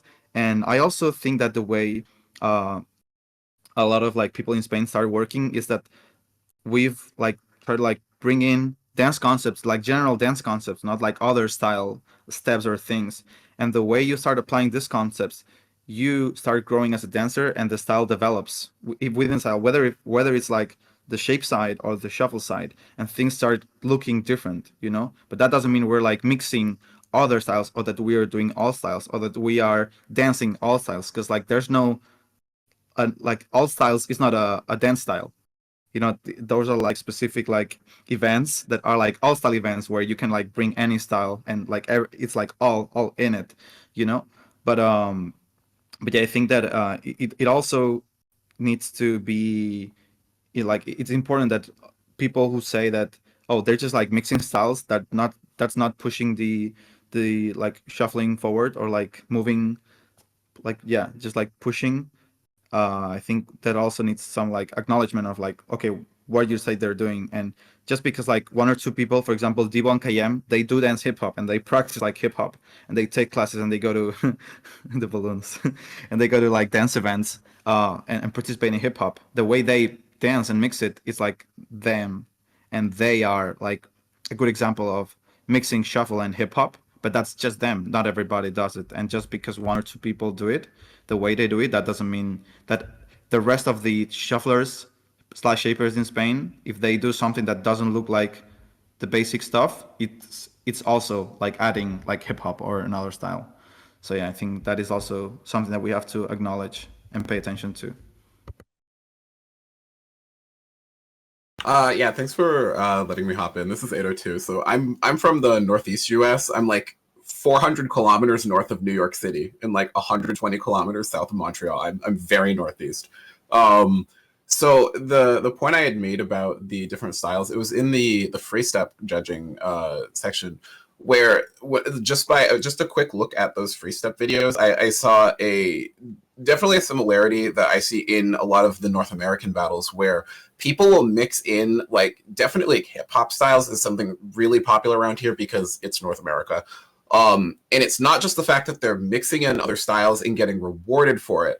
It's that what they're mixing in from hip hop is very entry level, like very, very entry level popping, very entry level tutting, very entry level animation. Like stuff that like you can probably do after one class that's taught by someone that's experienced in those genres. And the way that they're rewarded for doing those things is it really overshadows the shuffling, right? Like someone can be displaying what a couple years of shuffling looks like, great, and then someone does like a tutting tutorial thing that they learned in 15 minutes and they're rewarded more. And my point was kind of that unless the judges have backgrounds in these other styles where they can really identify the quality of these other styles that they're seeing in these tournaments, it doesn't work for the judges to be able to, like, are they able to look at crump, popping, animation, waving, tutting? Are they able to analyze all of those styles accurately? Probably not. Thank you for articulating that, because like apparently I've not been able to articulate it properly, and you know we've got people in the chats here. I'll let you guys talk. I can see you want to say something. That's why it's important to have an open style dancer as judge in a shuffle battle to point those things out. 100%. I think that's the main thing that people have raised here is we need some more variety in the judges. I think that would I think definitely even help. an open style judge, though, still causes this problem. Because an open style judge, are they going to have the expertise to be able to properly reward the skill level of like numerous dance styles? Like they might be able to point out a few things, but it still becomes kind of weird when people are getting a big reward for mixing in other styles to the point where it's like if someone says, what can I do to do better in my next shuffling tournament? And the answer is learn something that's not shuffling. Right, that should never be something like if you like. I told people in North America, if you want to win a shuffling tournament here, work on something that's not shuffling, and that will improve your results better than doing shuffling. That's the same sentiment that I hear from everyone, and it's why I wouldn't just be making claims of an agenda, right? Unless I had fucking reasons to say these things. But that's the overwhelming consensus that a lot of, quote, Melbourne shufflers have observed with especially the North American tournament scene, is that they do tend to favor something that's derived directly from what they were doing, which every scene's going to do it. Every scene's going to have its own priorities and preferences. but that's what we're trying to fix. Is if we want a healthy global shuffle cup, then we should have some global shuffle representation, I think. And just some base level rule sets on both sides, because I'm sure Shapes has fundamentals and Shuffle has the fundamentals that are two totally different things to each other that need to be valued by judges across the board. Like, I'm not that well versed in Shapes. I've said that quite a lot of times because it's not something I can personally identify that well with, at least from what I've seen. But the shaping that I do enjoy and that I have seen, like Bernan gets down. My favorite shaper of all time is Leroy Thornhill, but some people would even say he's shuffling. So that's where it all gets fucked up because what he was doing, they called shuffling in the first place. So no matter what, we're going to be covering shapes. It's going to happen. We're doing it right now. This is after the merger. You identified Spain had a leading role in that. And I think once we actually discuss what the fuck happened and why, it might add a bit of clarity to the entire scene. I'm just glad that someone was able to articulate the agenda. Like that's ultimately what I've been trying to say the entire time is that people are just viewing Yeah. it like this. And like I want to say that if that's the type of agenda that people is perceiving, I think that uh, it's being perceived wrong because within Spain we have always said that we don't want judges who don't know shuffling. You know, like there has been tournaments where there was like some other style dancers who were voting in shuffling, or like just try guests that they don't know like anything about like the show. Like they might be great dancers, like and like spectacular in their dance styles, but having other style dancers voting in a shuffle competition, to me, it's kind of disrespectful to the dance and to the participants, because someone will be judging them that they don't have the experience in their dance styles and they can't appreciate how things are built within the style. And also people that are dancers of this style should be given the opportunity to be in that position, not just other style dancers. And I think that the, maybe one of the main like concerns in Spain is that is the people who say that there's no shuffling in Spain, or shuffling is not being valued. Do they say it because they the perception they have is that they are doing uh, like shapes, like just the shapes part, or because they look like doing other styles that is not shuffling nor shapes, you know? Because the way I perceive it is sometimes I understand that people say this because of the shapes, and sometimes I understand it because they say it because of general dance concepts that are applied into like into the shuffling. So I think that's an interesting question.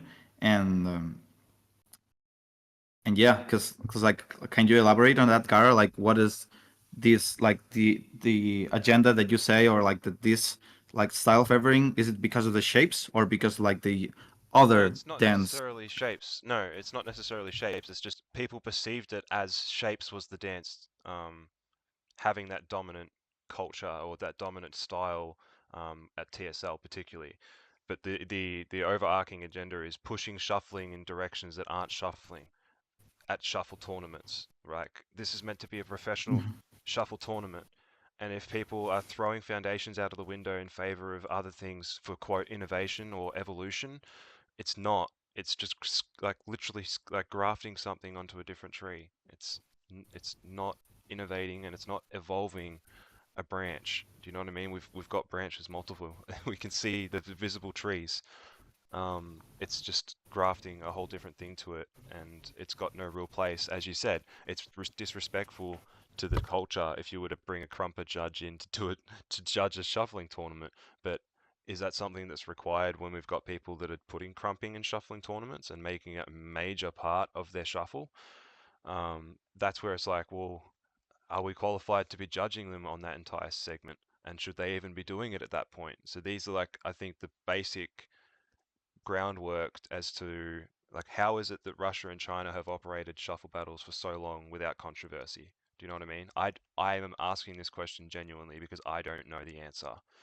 I've been asking Russia, I've been asking China. We're still getting fed information, but they've seemed to have no real controversy around their decisions and their battle culture. And same thing, it's very uplifting, as you guys have said about your own, saying that it's more about, you know, progressive rather than regressive, and it's not to shit on someone, but it's to uplift everyone at the same time. Well, they've identifiably been doing this for a long time now, and they don't seem to have any issues. We were meant to actually have Finny, a Russian shuffler, in, but I don't think he speaks much English. He'll be on a future one, I think. Yeah. I think there's a couple things that I think can explain some of the difference between Russia and China, and probably North and South America at least.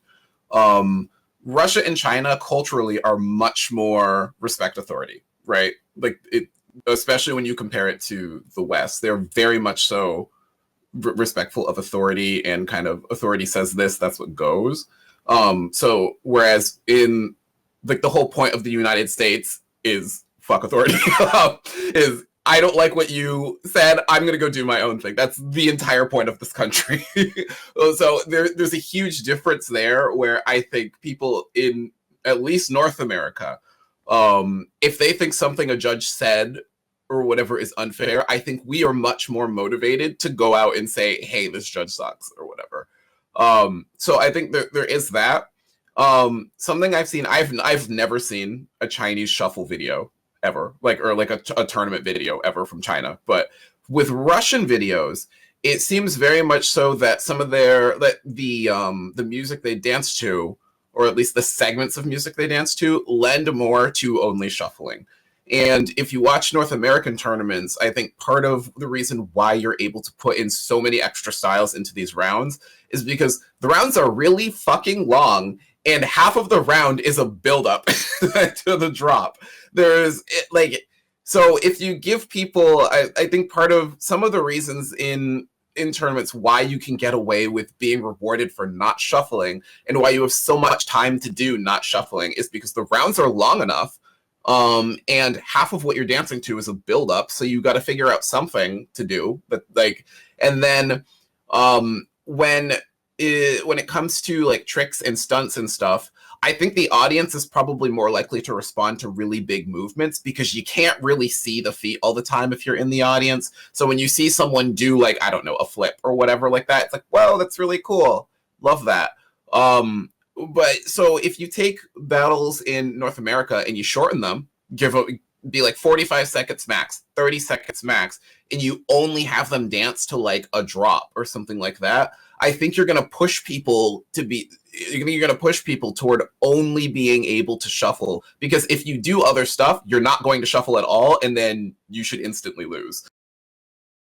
I watch a lot of voguing battles. I'm sort of part of the ballroom community. Those battles are running 30, 45 seconds, and people are voguing from the start to the end. And it's you don't have time to be doing other stuff. Yeah, I think she's actually in the audience now. She said she wasn't going to come in for the calls, but she did say in the video, I think it was Autumn that said it, but it might have been Samurai. I'm getting mixed up now. It's late, but the quote was something along the lines of, try doing what they're doing to what we dance to. I'm sorry, you can't. It's just not going to happen. Like, a lot of cutting shapes moves can't be cut to hard dance that's like 150 BPM, bro. Like, I'm sorry, and I'm just not. Maybe you can, prove me wrong, but I don't think that's the case, because the foundational music was completely different. I personally can't stand bass house, or for that matter, house period. I'm not a big house fan. Acid house is dope. That's what the dance was created to. I can get down with some of the older stuff, but when it comes to house, I personally don't identify with it. A lot of Australia don't, and what we danced to was a lot different to what was shown in a lot of these tournaments, as has been identified, not just in Spain, but in America too. Even when I was there for battles myself, I was like, what is this playlist, man? But when I watch Russian tournaments, I'm like, fucking, I want to go and compete. I don't even like competitive shuffling. And I'm hearing the beats that are played there, and I'm like, fuck, man, I'd get down to that, because that's half the tracks they're playing are made in fucking Melbourne, bro. They still pay homage to a lot of the music that was like, Josh Lang still gets used in tournaments today, and I don't think he's made a track in over 5 years. So there's still lasting influence of the music that came before. There's a lot to be learnt. I'm glad as well to note that the DJ of TSL did comment on the video, clearing the air about the apparent agenda around music, because there wasn't one. He said it was just like what he felt would identify with the crowd and what he traditionally has been told works with shufflers. And he said that it was a little biased because he's a huge bass house fan, but he didn't mean to be like in favor of shapes over shuffling or something like that. He just cleared the air with that, and I'm glad that's the kind of clarity of discussion that I want to be hearing. But yeah, I do apologize, at least on our behalf, that it's taken what it did for this to happen, for this conversation to be happening. I didn't mean for shade to be thrown, and I already said it in the video itself. We omitted quite a lot of conversations that I feel like were probably should have been published, but we chose not to because we're not trying to stir the pot and accuse things of people that we don't feel is justified. I would never have brought up Marbiik's name if I hadn't have been contacted by people about something he had apparently done. So that's just wanted to get that cleared up. They can't. I don't think they can cut shapes to hard dance. Like 150 BPM, Josh Lang. Let's go. White Thing, harder mix. I want to see someone cut shapes to that. Yeah, that's another good point. I think you can obviously, if you can't shuffle to house music, you probably can't shuffle in the first place. I think probably most of what I dance to is probably closer to house, just because that's a lot of the music around here. I do love my approaching 140 and unethical BPMs. I definitely love that. But I had mentioned in the chat also that tournament organizers probably do need to think about how different styles battle each other. Like, what is the battle supposed to look like? What are people going to be doing against each other? Because at least in ballroom, there's 3 different styles of Vogue. Right? There's Vogue Femme, there's Old Way, and there's New Way, and they typically don't battle each other. Like, you'll typically see them be 3 separate categories, and then occasionally you'll see a category that's like Old Way versus New Way or something like that.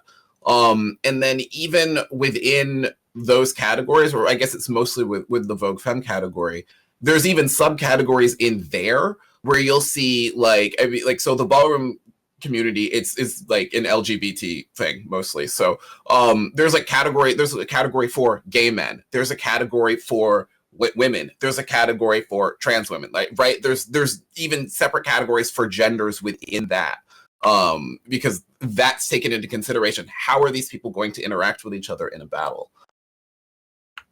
So that's a good point too, is like the music, where if you're trying to have Melbourne Shufflers battle Shapers, like if you're only playing music that lends itself really well to Shapers and not so much to Melbourne Shufflers, what's going to happen, right?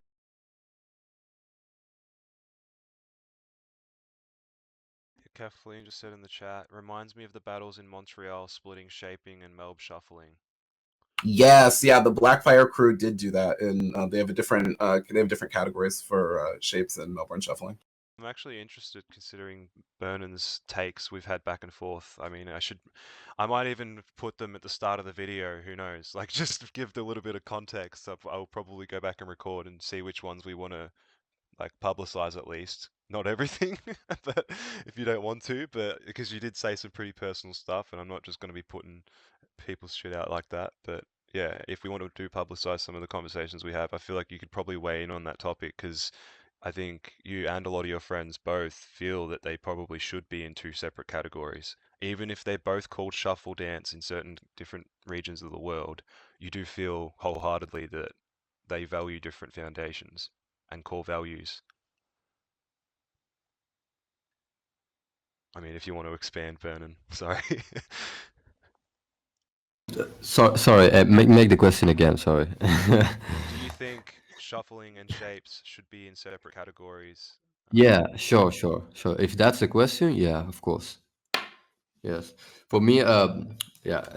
Why are you laughing?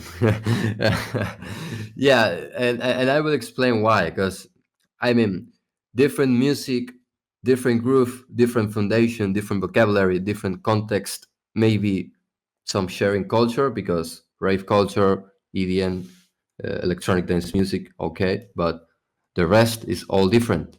So why it's the same, you know? Why it is the same? How can we, um, as Marbiik said before, for example, the final of the TSL this year, audio and me, like two completely different ways of dancing. How can you both there actually if there is not an old style, you know? So yeah, for me, if I would like to explain what's for me like foundation of cutting shapes. Okay, it's not still like made, you know, because I think community have to put things on the table and achieve like what's the foundation between all of us. But I will explain what's for me the foundation of cutting shapes. So I think the most important thing about groove and feeling when it comes to house music is inside of cutting shapes, of course, is the concept called let it out. I don't remember from who I listened to this, but yeah, let it out for me is like all the shit that you have inside of you, all the bad things that you have experienced in your life, just let it out. So I just can be like, let it out, you know? So for me, that's actually shaping, right? And then, of course, the concept of shape shifting. So you can see even in the, you can even see how this guy from the video from Foot Patrol from 1986, there is a guy at the beginning of the video that is like moving the hands and the arms and even like making happy feet, you know? So yeah, shape shifting for me is also like kind of uh, one of the most important thing in the foundation of cutting shapes. And then of course different techniques like hopping, shuffling, and of course the groove and the bounce is different. So yeah, then other things that even are more important than stomping inside of cutting shapes as twist or tapping, you know, like twisting your feet and tapping, you know, so even more important than stomping. So it's like then the vocabulary is also different. It's different because we have took like different steps from another styles and just add to our style. So you know, uh, for me, it's very important to have, of course, competitions and battles of cutting shapes because for me it's a completely unique style. And then if you want to make like a mix tournament or battle between I don't know cutting shapes and shuffle, that's also I think okay. I think there's no something bad about that, but it will be like some kind of old style or electronic dance battles. I don't know how to name that, but yeah, for me, I think that's very important to have like competitions just uh, about cutting shapes and just about shuffle. So yeah. Yeah, no, thank you for expressing that, man, because these are the conversations we've had one-on-one, but I don't think you've expressed that much, at least publicly, to shufflers. We've got some now in the audience, at least they're hearing that, and I'm sure Autumn probably was just like, holy shit, like, I don't know if she's even heard that from you or not, but I'm sure Samurai would be pretty enlightened as well, hearing some of the things you've had to say about shuffling and shapes, so yeah, I do appreciate you coming on as well and taking the time and expressing the same thoughts as what we've been putting out for so long now. I'm just glad we've got that common ground. And pretty much that's it. Thank you for saying that.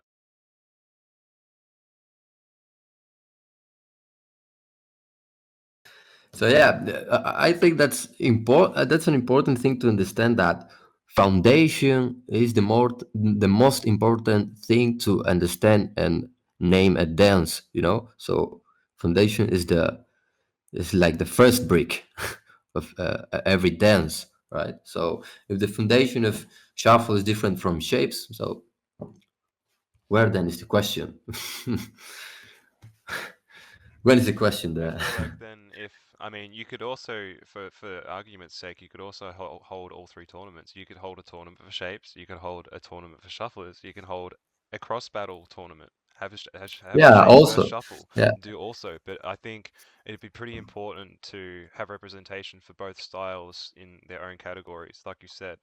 Whether or not this is even achievable, because it's a big ask, I understand that. It's a lot of battles, and however, it's separating categories and things. But I personally feel, and I feel you were the same way with this, that if they were separated and put against themselves, that it would only help excel them personally as dancers and styles, rather than like trying to push both dancers in a direction that seems both parties don't want to agree with. I think that, at least from my perspective, there's some members that like to be pushing it in a certain direction, but we've got shapers here that are disagreeing with it, and we've got shufflers that have clearly disagreed with it for a long time. So, not saying stop doing it, it's keep doing that thing. But if we're hosting a quote shuffle tournament, let's do some shuffling. Yeah, for sure. And if we're going to be doing shaping tournament, let's see some shaping. I think it would bring out the best of both worlds if they weren't pitted against each other, in my opinion. If they're pitted against themselves, like they've kind of been for a long time. Like we've seen progression. I don't know if really anyone was around for it or seen it, but the Shibugan show, We Dance Hard, years and years ago, the argument back then, I brought it up in the server, is Tim even a shuffler? T1M, the Russian shuffler. It was an argument for many, many years, even from Melbourne. A lot of OGs were like, is he even shuffling? Because at that point, yes, Running Man was an important core move, but it wasn't the shuffle move. So if you were just doing the Running Man and you don't throw any shuffling in there, I mean, people call it T-step these days, but it's irrelevant. It's just terminology. It's the shuffle step itself. If you're not shuffle stepping, are you really shuffling? So that was the argument back then. If we were just spamming Running Man and then doing some tricky ballerina spins and like some really crazy cool moves, granted, he is an incredible dancer, but their argument was at the time, is he even shuffling? So these arguments happen just about every time new styles emerged, but they're not held forever. These things change. Like Cali was never taken seriously for the first 2 years of its inception. It took a long time for Cali to be taken seriously on a global scale, and that's just because they put the work in and they made their style a genuine style. Like with incredible dancers that came out of Cali. It's just doing it in that same, not doing it in the same way it's always been. It's just expressing the fact that we can't have the full growth potential in these two different dances if we're constantly pushing them together when we've had members that have been around for God knows how long in both sides expressing doubts and concerns. Like we can't just be shut out over legitimate concerns for both communities. So like this is, yeah, it's nice and productive that we've got this platform now. I just wish that some more of the shuffle side of things had rocked up. I'm glad we at least had an American jump in, because as you said earlier, everyone's just been like jumping down my neck, and it's like, bro, I didn't say that. It's like, chill out, chill out.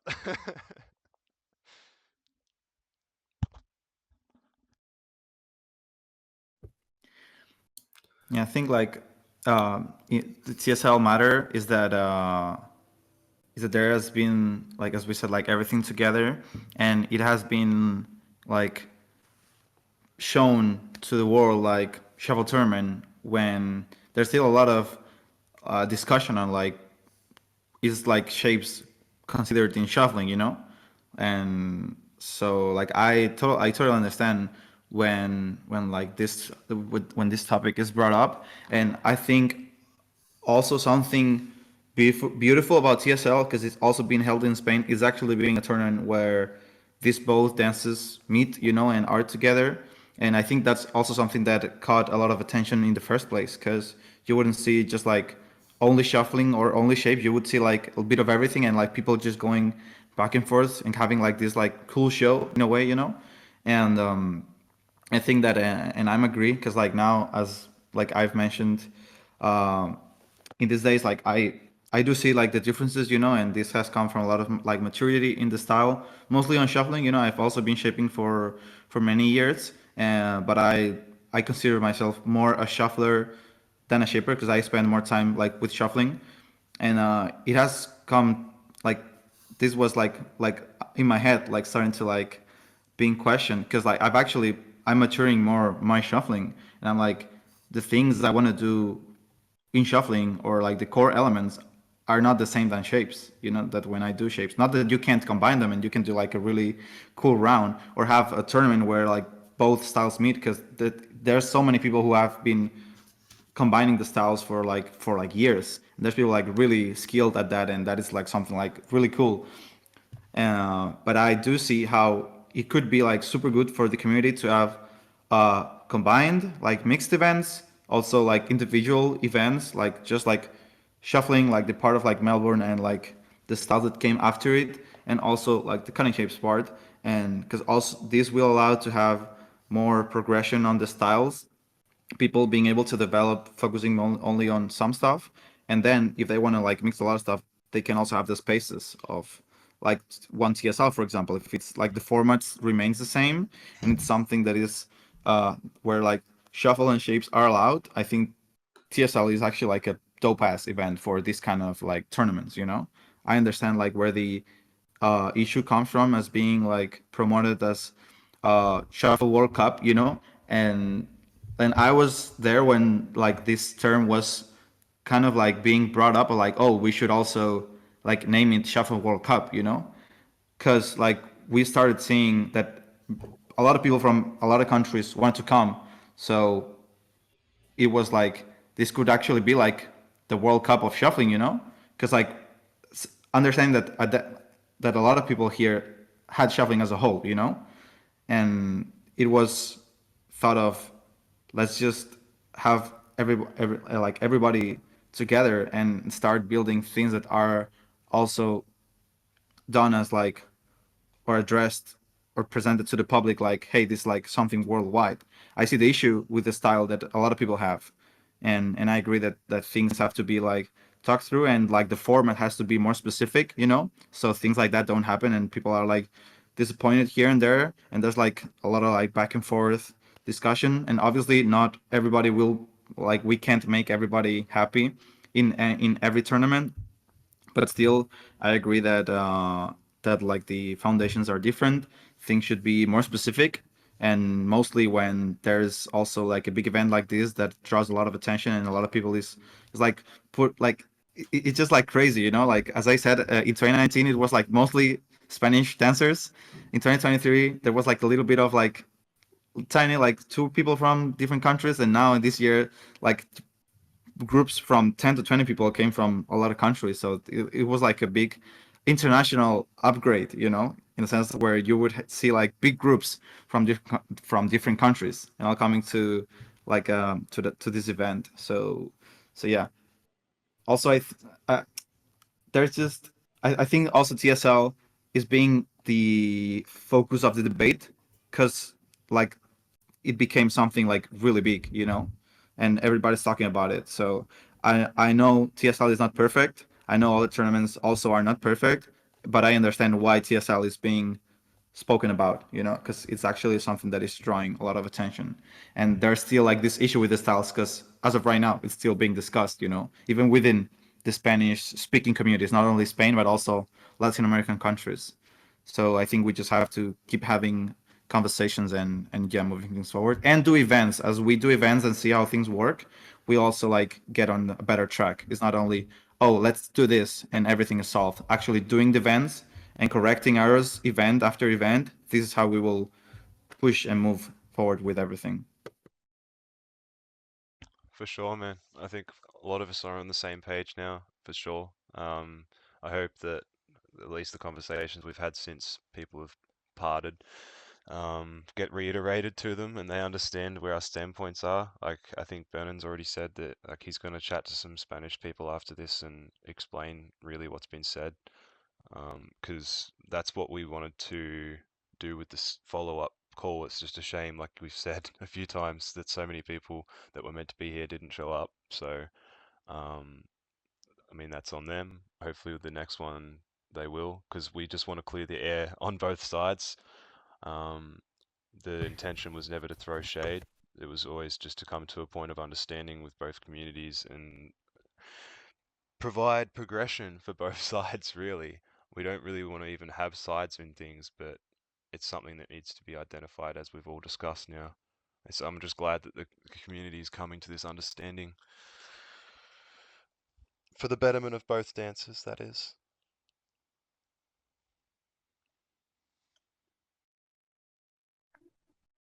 Yeah. And maybe you and Lefty could leave the difference aside and stop Yeah. the beef. Oh, Let's bro. stop it. Yeah, Not to be friends or anything, but to stop it. Yeah, man. yeah, I said that yeah. before. I said that before. Like Lua, as I said, Lua was disappointed. Like, yeah, I agree. I apologized for acting out the way I did. But bro, you can't say he didn't fucking fire the first shot. Come on Yeah, now. I know. Yeah, and I, it's I, like you I guys, saw it because you've identified this, both you've seen it, sides. you've said it to me, and when we organized the initial first call and he reacted the way he did in the chat, I mean, I don't think there's any point in me publicizing it to the public, but the people that have seen it are the ones that needed to, the people really that were in the chat, and it was a mask off moment, so that's, as far as I'm concerned, the beef's squashed. I squashed beef with him in person. I thought we were cool. The minute I leave LA again, he stirs the pot again. So I'm leaving it. I'm not pursuing beef. I don't like drama, despite sitting here speaking about drama for 3.5 hours now. But I have to fucking host this stuff because I don't have Lua. I was kind of hoping he was going to be here for this one, but yeah, hopefully for the next one I don't have to play such a role. But I was even trying to find out at the start of the call how to give Marbiik host privileges over like giving people the invite to come in. I'm not trying to, as I said, I'm not trying to be the shuffle police, and I've even got a little a police badge on the thing to be the host. So I'm trying not to be that. All right.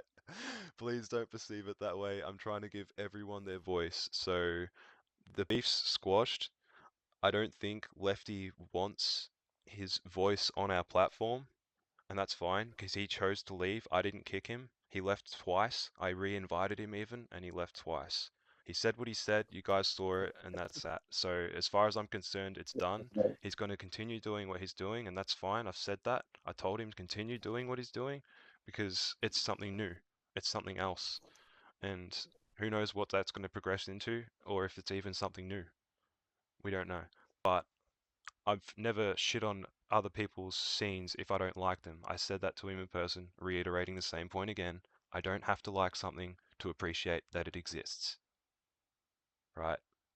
Same thing with shapes. I've never been that much of a fan of it, but I appreciate it like crazy. Or I would never have covered it with the shuffle timeline. I would never have conversed with shapers.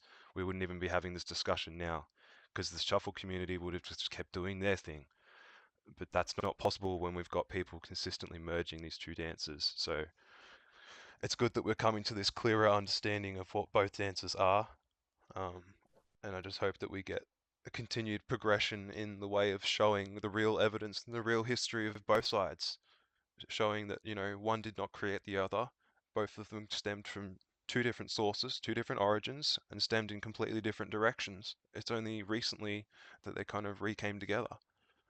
So I think that's the crux of this, really.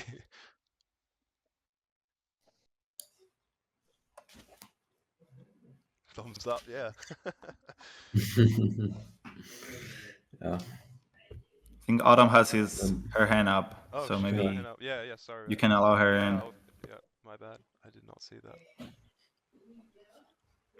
Yeah, hopefully for the next one I can like give someone host privileges, because I'm trying to record it at the same time, and it's kind of like jarring because I have to sit here and then re-edit every time the screen moves. So anyway, you're I just want to say hey. you just want to say hey. I just want to say hey, and I love the discussions. Can't wait to be in the next one, with a bunch of more people once we get time zone things figured out. But from what I've heard so far, it's very refreshing and it's very nice to kind of all be on the same page and just be moving forward and be, working towards just better ways of understanding each other. For sure. Yeah, that's really, I mean, you're here now, so you could probably even weigh in on the fact. I was just saying before you even joined in the audience that we didn't intend to post it as like like throwing shade, which is what I was accused of earlier. I tried to clear the air, but I still feel like he might still have that opinion because he left a little early for everyone to clear the air a bit. Because a lot of what was being accused of us was being pointed towards me just before, but they've all understood that a lot of what was being said came from Samurai and not myself or you. Yeah. But that's from a I mean, I think dossier we of all had receipts. We all had different yeah, points for sure. yeah, we all had different approaches and um different experiences that boiled different emotions about the whole topic. So it was like a little mixing pot of just kind of who feels what, who experienced this, what happened here. And yeah, like even when it was posted, I could see the difference between our approaches, and I'm just grateful that we at least got to sit down and have a chat together. And in no way during that call did I feel the intention from either of you or myself that it was to um, belittle anyone or throw shade to anything. I think just the experiences that you both have had through your time and your past with people is just what created that type of emotion from you both in your own ways. So yeah, no intent to shade or try and throw shit on anyone, because I feel like it was just honestly to spark conversation, to gather people around and actually like have a conversation on our differences and on the things that could maybe benefit a little bit more research on, or just a little bit more unity on in terms of tournaments, because that's really all the thing that I had to express was the importance of tournaments and understanding what is happening between all these countries. But yeah, no shade, no shade. Appreciate that. It's Yeah. yeah, it's I hope that clears the air and I hope that gets reiterated. I mean, most people won't probably sit through 3.5 hours to get to that point there, but I hope that it gets expressed to the Spanish community, especially in Autumn's case, because you're someone that was literally had gone there. In mine and Samurai's case, whatever, they're going to paint us with whatever they want to paint us, but we did not want that video to make you end up getting the shit end of a stick, or to end up like copping flack or copping shade. Like Yeah. we expressed that a few times while we were even recording it. We're like, man, I hope you don't get shit for this. Like, but I don't think you said anything that out of line, to be honest. And you expressed No, a I lot of mean, what's been said in the last week now. yeah, I mean, I just kind of have always been just in the middle of everything. Like I'm able to see from all these different directions, and especially since I've been to Spain and I've been able to feel these dancers, like I can't just throw what I feel and what they feel for their experience to the side, even though I value my own. Like I have to also value others. And I think that's something we can all learn from and all do and all strive to do better, is just learn from everyone at the same time. And yeah, I love Spain and Spain knows that. So I'm very grateful to even, be able to go over there and be able to come back and feel like I can confidently speak on things. And, I feel like my friends in Spain know me. I feel like they know where I come from. And I gladly would talk about this with them in private or, anytime other. So yeah, just here to make the peace and bring everything together. Because God, we can do it. Sure. Just have to say that the people make the visions, not the styles. I Mhm. mean, if I want to dance cutting shapes and just meet with shuffle people, it's perfect. So uh, the people make that vision, not the the solidification. So it's good said. It's well said of a style. Solidification of a style. Yeah. So. Yeah, just I mean, I've always like dancing with shuffle people, like drum and bass step people. We just share together. It doesn't mean now that I don't that now that I cannot go to shuffle events or cutting shapes events or whatever. If we stay together, we can develop too much, a lot. You know, we are all rave dancers, actually. Yeah, I think I expressed it in the last video, but I feel like the more that we like converse at least with other rave dancers and how they've done things as well, we could also learn a lot from that too, not just internally of our own shuffle dance and shapes, but the rave dancers period. We're always looking at street dances recently, but I feel like rave dancers are kind of underappreciated when they've got so much application within shuffling and shapes. Like Kyle, the guy that I mentioned earlier that won 2 tournaments in Malaysia now, hosted, run, judged, and participants surrounded by hardstyle shufflers and master shufflers. And he's a shuffle shaper, and he's won both tournaments. So there is proof out there that you can do these things. They don't run things as like a one-on-one battle. It's a style showcase, and then winner takes all type of thing. Well, it's like they got the top 3. Gio came 3rd, Aiden, the local like 9-year-old Malaysian, came 2nd, and then Kyle, a shuffle shaper, came 1st. And yeah, he's taken two tournament titles now. So I'm still waiting for his statement. He's said to me a few times he's still working on it because he's been going and busy and things, but he, I think, is going to be a really great person for you guys personally to hear from, as someone that does both dances, because he does a bit of everything. He knows quite a lot of the different rave dances. He's the most well-versed rave dancer that I know in terms of knowing so many of them.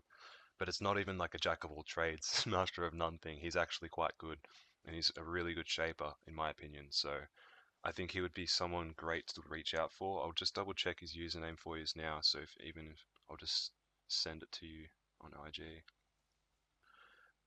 But I would encourage like even the shuffle community to reach out to Kyle and see what he has to say about things, because his opinion as to why he won these tournaments is because of the lack of creativity, as he put it. And creativity is what a lot of people are using as the excuse for merging all these other dances in and replacing a lot of the fundamentals. But he doesn't do that. He doesn't stray so far that he's stopped shuffling or stopped shaping.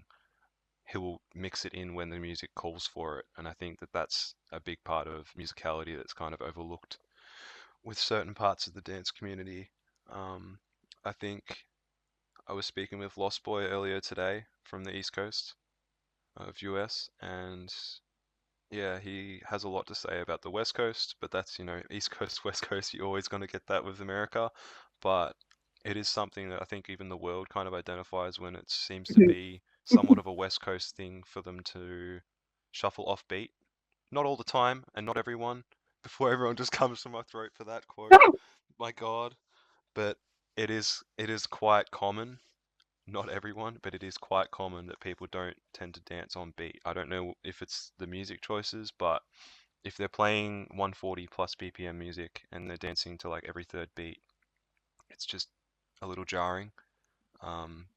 So there is cultural differences all over the world. Autumn identified that on the last call, and it's going to cause conflicts, but this is why we've wanted to have this open discourse. I mean, if anyone in the audience even has any input to say, I mean, we're running on nearly 4 hours and I've still got to sit here and edit all this again. So I don't want to run over time or anything like that. But if anyone does feel that they've got some genuine input or something that they want to expand on in here that's in the audience, feel free to raise the hand to join the stage and I'll just add you to it. But otherwise, if anyone else has anything else to add that's already on stage. Hey guys, can you hear me? Introduce Hello? yourself. Yeah, what's cracking? Oh, what's going on, guys? My name is Nam. I'm from Florida, and shuffling for about 13 years now. Autumn touched on like some stuff like different cultural scenes, and I think you touched on as well, like East Coast versus West Coast, and I do think that there is like a tendency, at least here where I'm from, that we do see a lot of the trends you guys talking about, where I think 802 touched on it as well, where people are being judged and awarded victories for not shuffling. You know, they're doing other styles and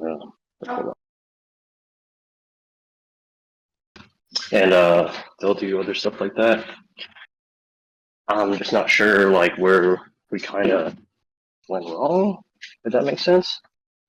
But yeah, that's kind of like what I wanted to give a little bit on here on the East Coast, or more like Southeast. You know what I mean? For sure. Appreciate that, man. Any input's welcome. It doesn't matter if you're OG, it doesn't matter how long you've been shuffling, even if you've been shuffling, shaping like for a year, everyone's opinion is valid, and that's the entire point of this conversation. So, just to reiterate that again, we've got another person requesting. Lotus.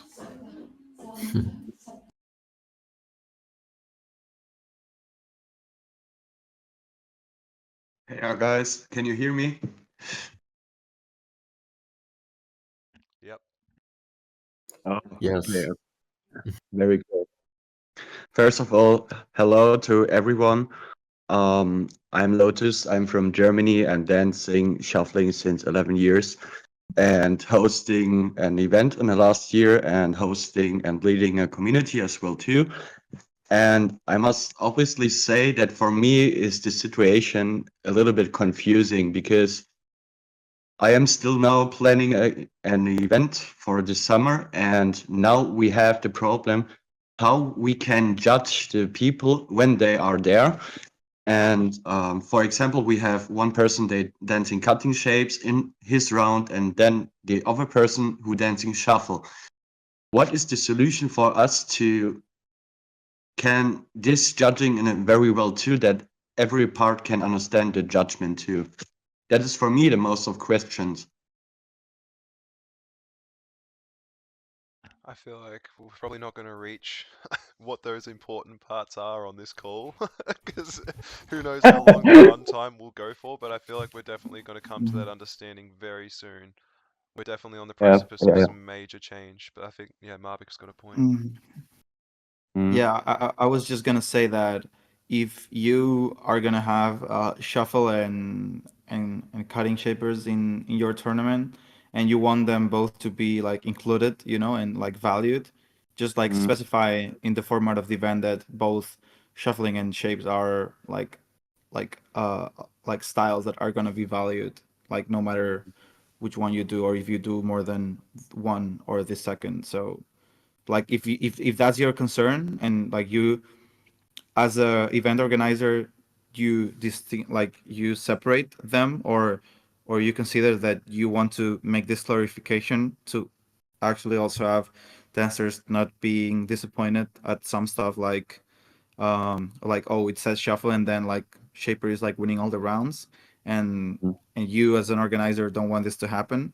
You just like I would say just like clear the clear the air with that, just saying both styles are allowed in this tournament, and that's it.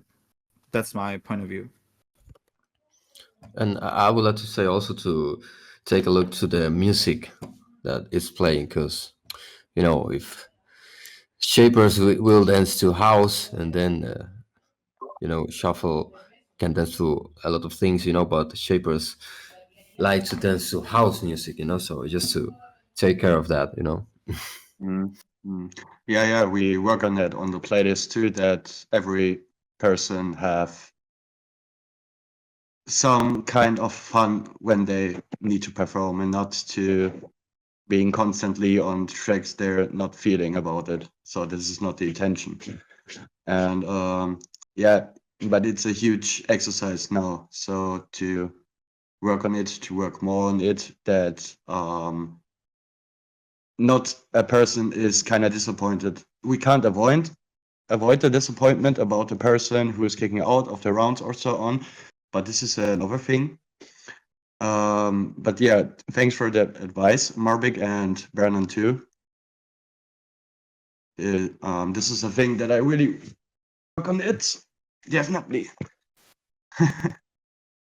Yeah, I look forward to the many different layers of creativity that we are going to see now differently and probably more in depth from both shaping and shuffling once tournaments start to kick back up with these conversations.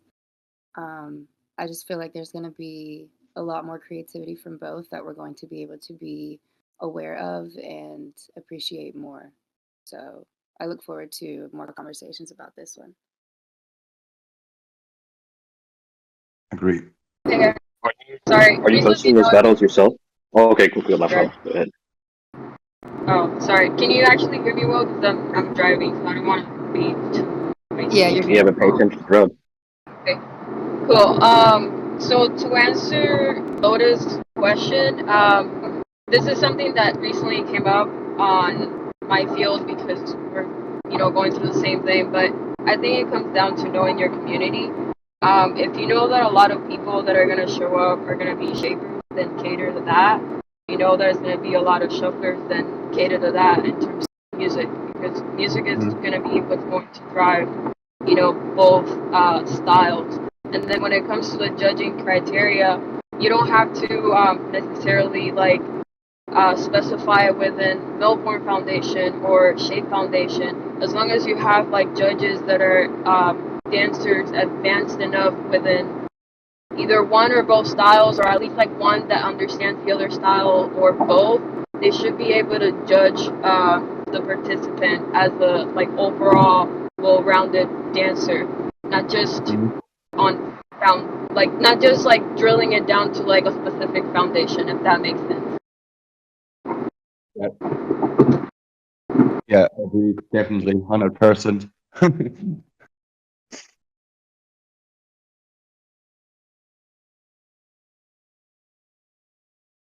I think what kind of people forget about tournaments, especially we talk about judges and music choice. Recently, I've talked with people that have had less than stellar tournament experiences, and they express a lot of concern about things like the venue. I think recently here we had a battle in South Florida, and they offered the battlers pizza as food.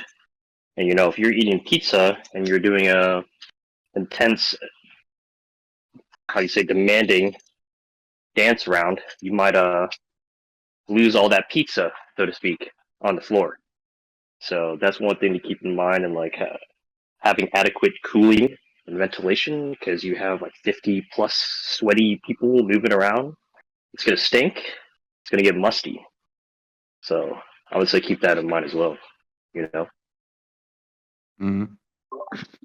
You in that Florida heat, you got some crazy. Oh yes, it's humid too. Don't forget that. I think I'm hoping Gribbs will be on a future call soon because he has a lot of concerns around safety of events now, especially with what recently happened with the event he was at. Someone was attacked with a knife. So he said that he felt that he was one of the only people that actually saw it coming, not enough in time to stop it from happening, but he was one of the only few people who noticed the guy was being sketched, and he was the guy that chased him down and whatever. But it's events like that. It's not to say it's going to happen all over the world, but these things do happen, and violence is no stranger to our dance, at least on the shuffle side of things.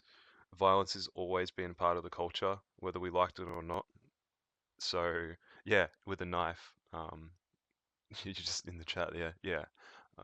One of the things that actually had a play in destroying the Melbourne rave scene for a few years, just sort of before it started to come back around the time I hit legal age to go.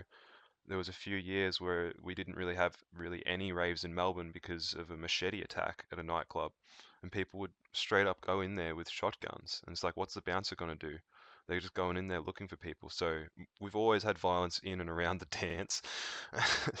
We're no strangers to it, but I do think it needs to be It's definitely a major concern. Like if someone's gone and gotten attacked now in a public setting, that's why I was bringing it up, because you said venues.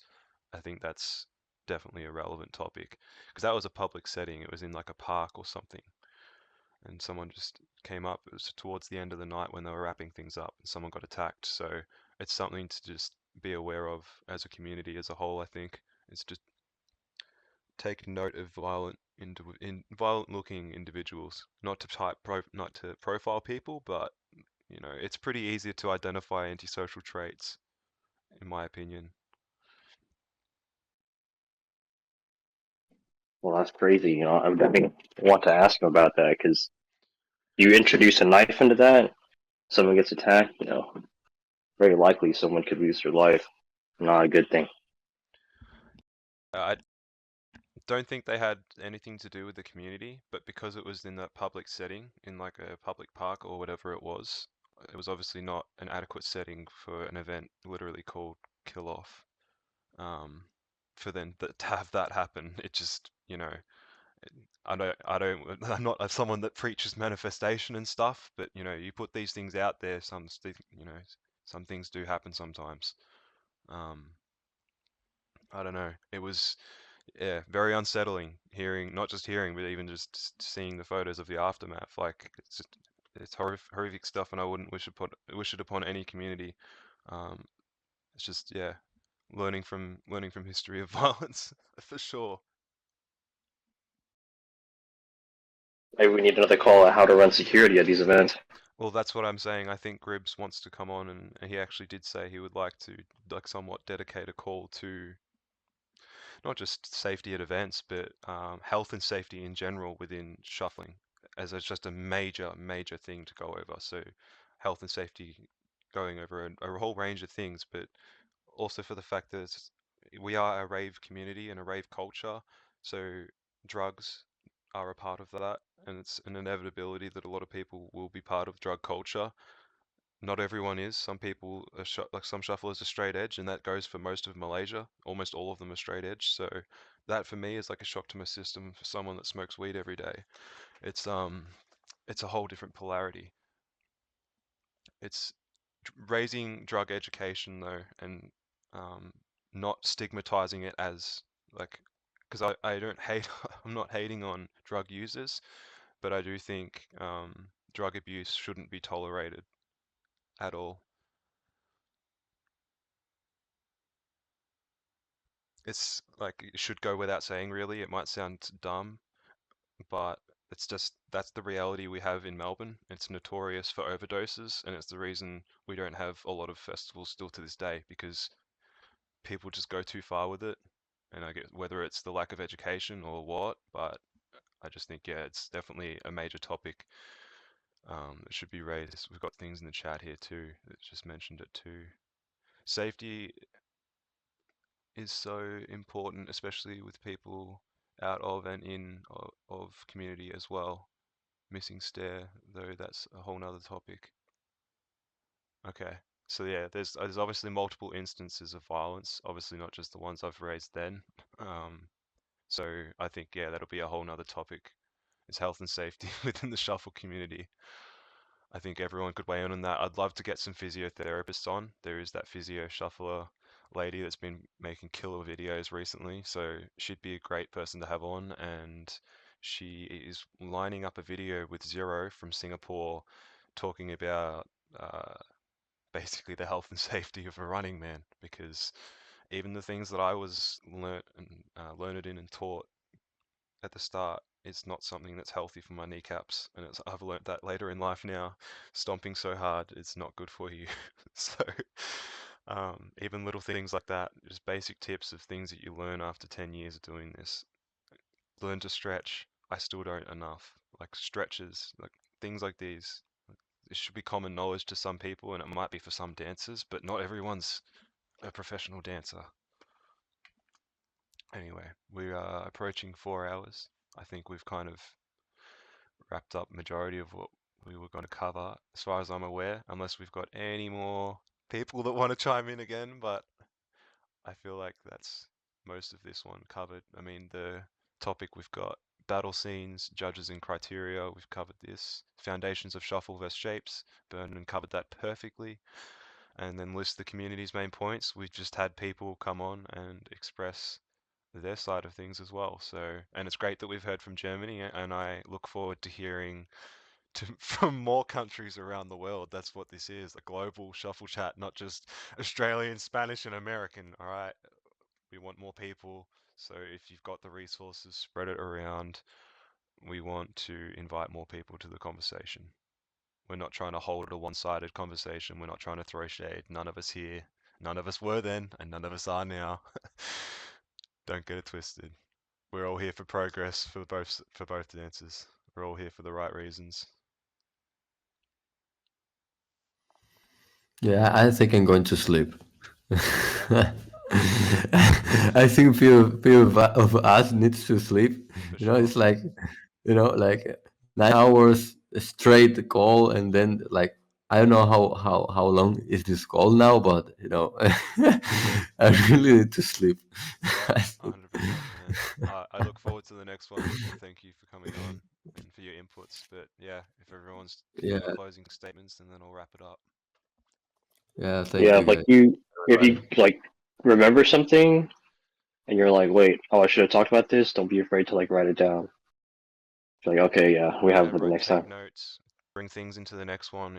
If you're in the audience now and you've not spoken, bring notes. If you feel like you've got something to say, speak it on the next one. It's an open forum. Everyone's invited, no matter how experienced or inexperienced you are. Everyone's got a valid opinion here. So that's what we've all come to the understanding of, and we all have that belief. I think everyone that's participating here at least now. So thank you. That's pretty much my close. Absolutely. Same here. All Yeah, right, thank guys. you. I'll see Thank you, you bro. next time. Yeah. Peace. Peace, man. Yeah.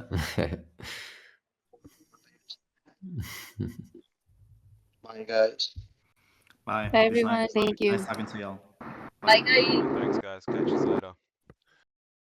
There's like no evidence about someone called that they are making shuffle in UK while they are doing like shapes. I know that the terminology appeared later, but like that video from Marbiik, I think it's interesting because maybe at the beginning he shouldn't have said like first shuffle videos, like shuffle. What's shuffle? Because for me shuffle is what was created in Australia, because nobody before them were calling like that, and even dancing like that. So in that video we can see like, yeah, exactly, like we can see in that video like some cutting shapes, groove and vibes and steps, Exactly the kind of point I was just about to make. I just said there about what Leroy did with Melbourne. So Leroy Thornhill from The Prodigy, like people joked and said, oh, he created Melbourne because of what he used to dance like, but no, he influenced Melbourne. So if you look at the stomping videos, I don't think there's a single Running Man in sight, but after the UK ravers started to come down and the people like Leroy, things like that started to get used a little more. The Running Man still wasn't popular though till the early to mid 2000s, but it's beside the point. Leroy didn't create the Melbourne Shuffle. He influenced stompers who already exist. And to the other point, yeah, it's just basically terminology is getting mixed up. People in the UK have called what they do shuffle, even though it's shapes, at different points in time throughout history, not necessarily very early on from what we can tell, but they called it other things, as we've all been witness to. But I've also got old head UK rave friends who, yeah, they see what I do and then they're like, oh, I used to cut shapes back in the day as well. It's like they don't see much of the line between, like they kind of just see it all as like a big branching dance, which is where we're at now. But again, it's all just terminologies. They hardly called it shuffle. Some of them still call it shuffle, but it's irrelevant, man. It's like you said yourself, it's just not what the rest of the shuffle is. Shuffle to us is the tree that was born from the dance that was created in Australia.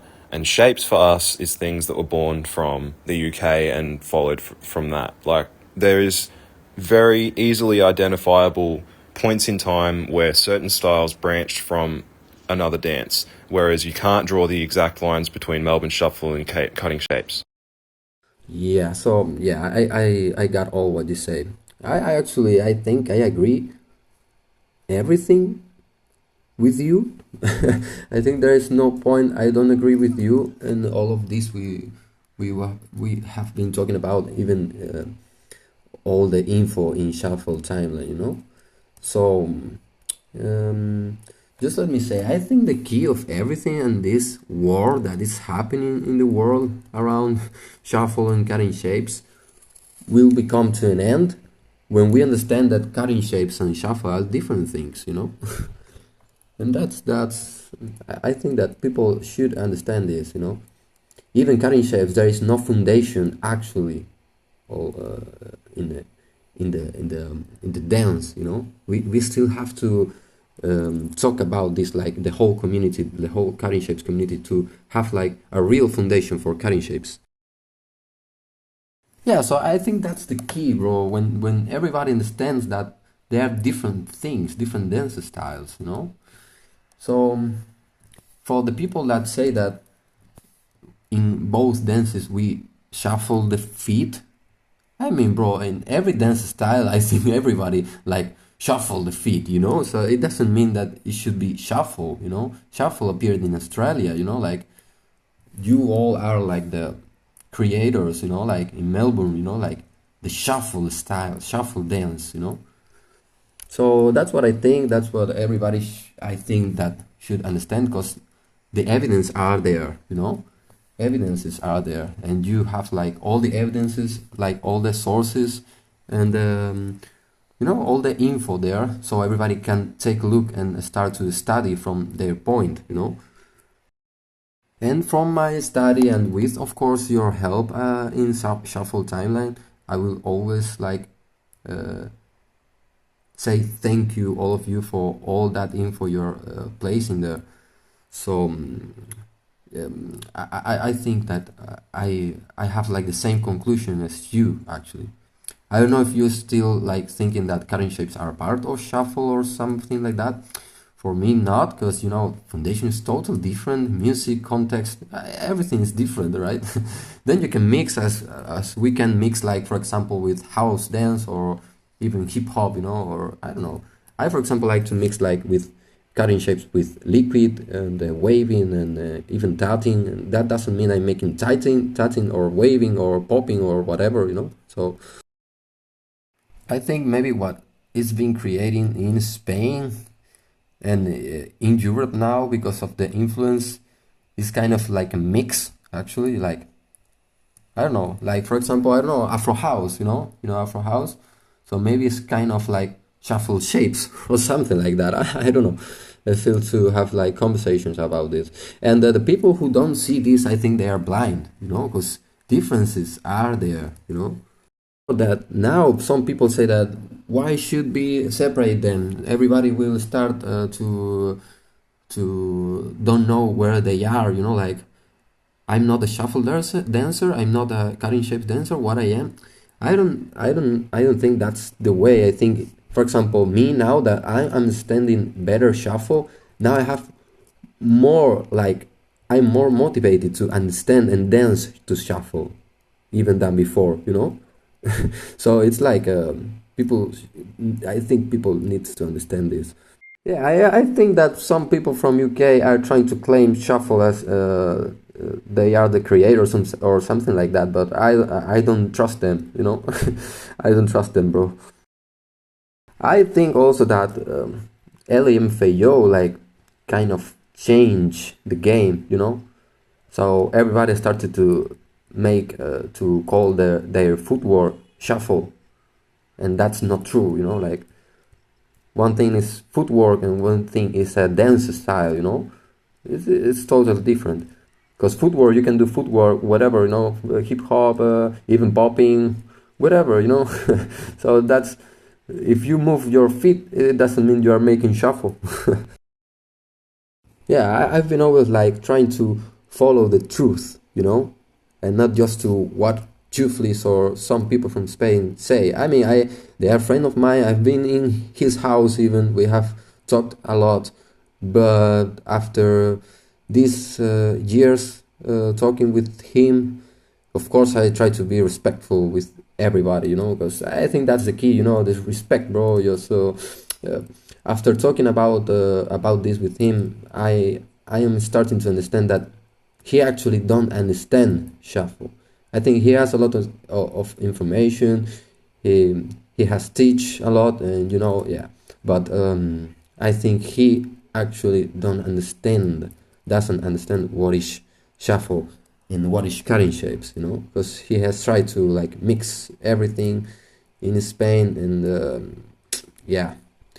Now I mean, it's not like, wait, it's not bad to mix shuffle and shapes.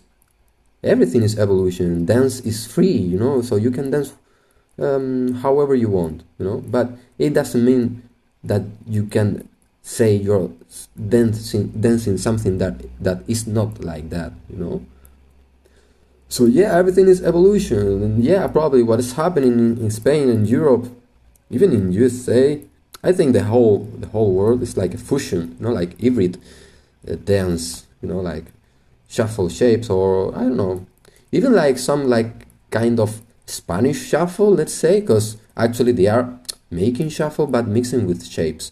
Sometimes they dance like more shapes, and sometimes they mix more shuffle. But there are some people that are like shuffle based, adding shapes, footwork and whatever. Yeah, man, I got that. I know what you say. Yeah, because here in Spain they were teaching like foundation of shuffle is like running man, T-step. Okay, that's okay. But then they add like Charleston and crisscross. This was like, what the fuck? From where? And I actually trust them like few years ago, because they are like the people here in Spain that teach, But then I started to make my investigation with even with Jhonkevin, and that's not true, That's not the foundation of shuffle. Crisscross, Charleston, where? Where? And again, bro, although I criticize like some like bad words and bad ways of speaking, I of course love all the work that you're making there for the shuffle and even shapes community, not just shuffle, because you're leading the way for the shapers to understand what we are doing also, So I will thank you forever for that, and yeah, you're making a really nice work, guy. Don't I know, but don't let some Spanish people to say the opposite.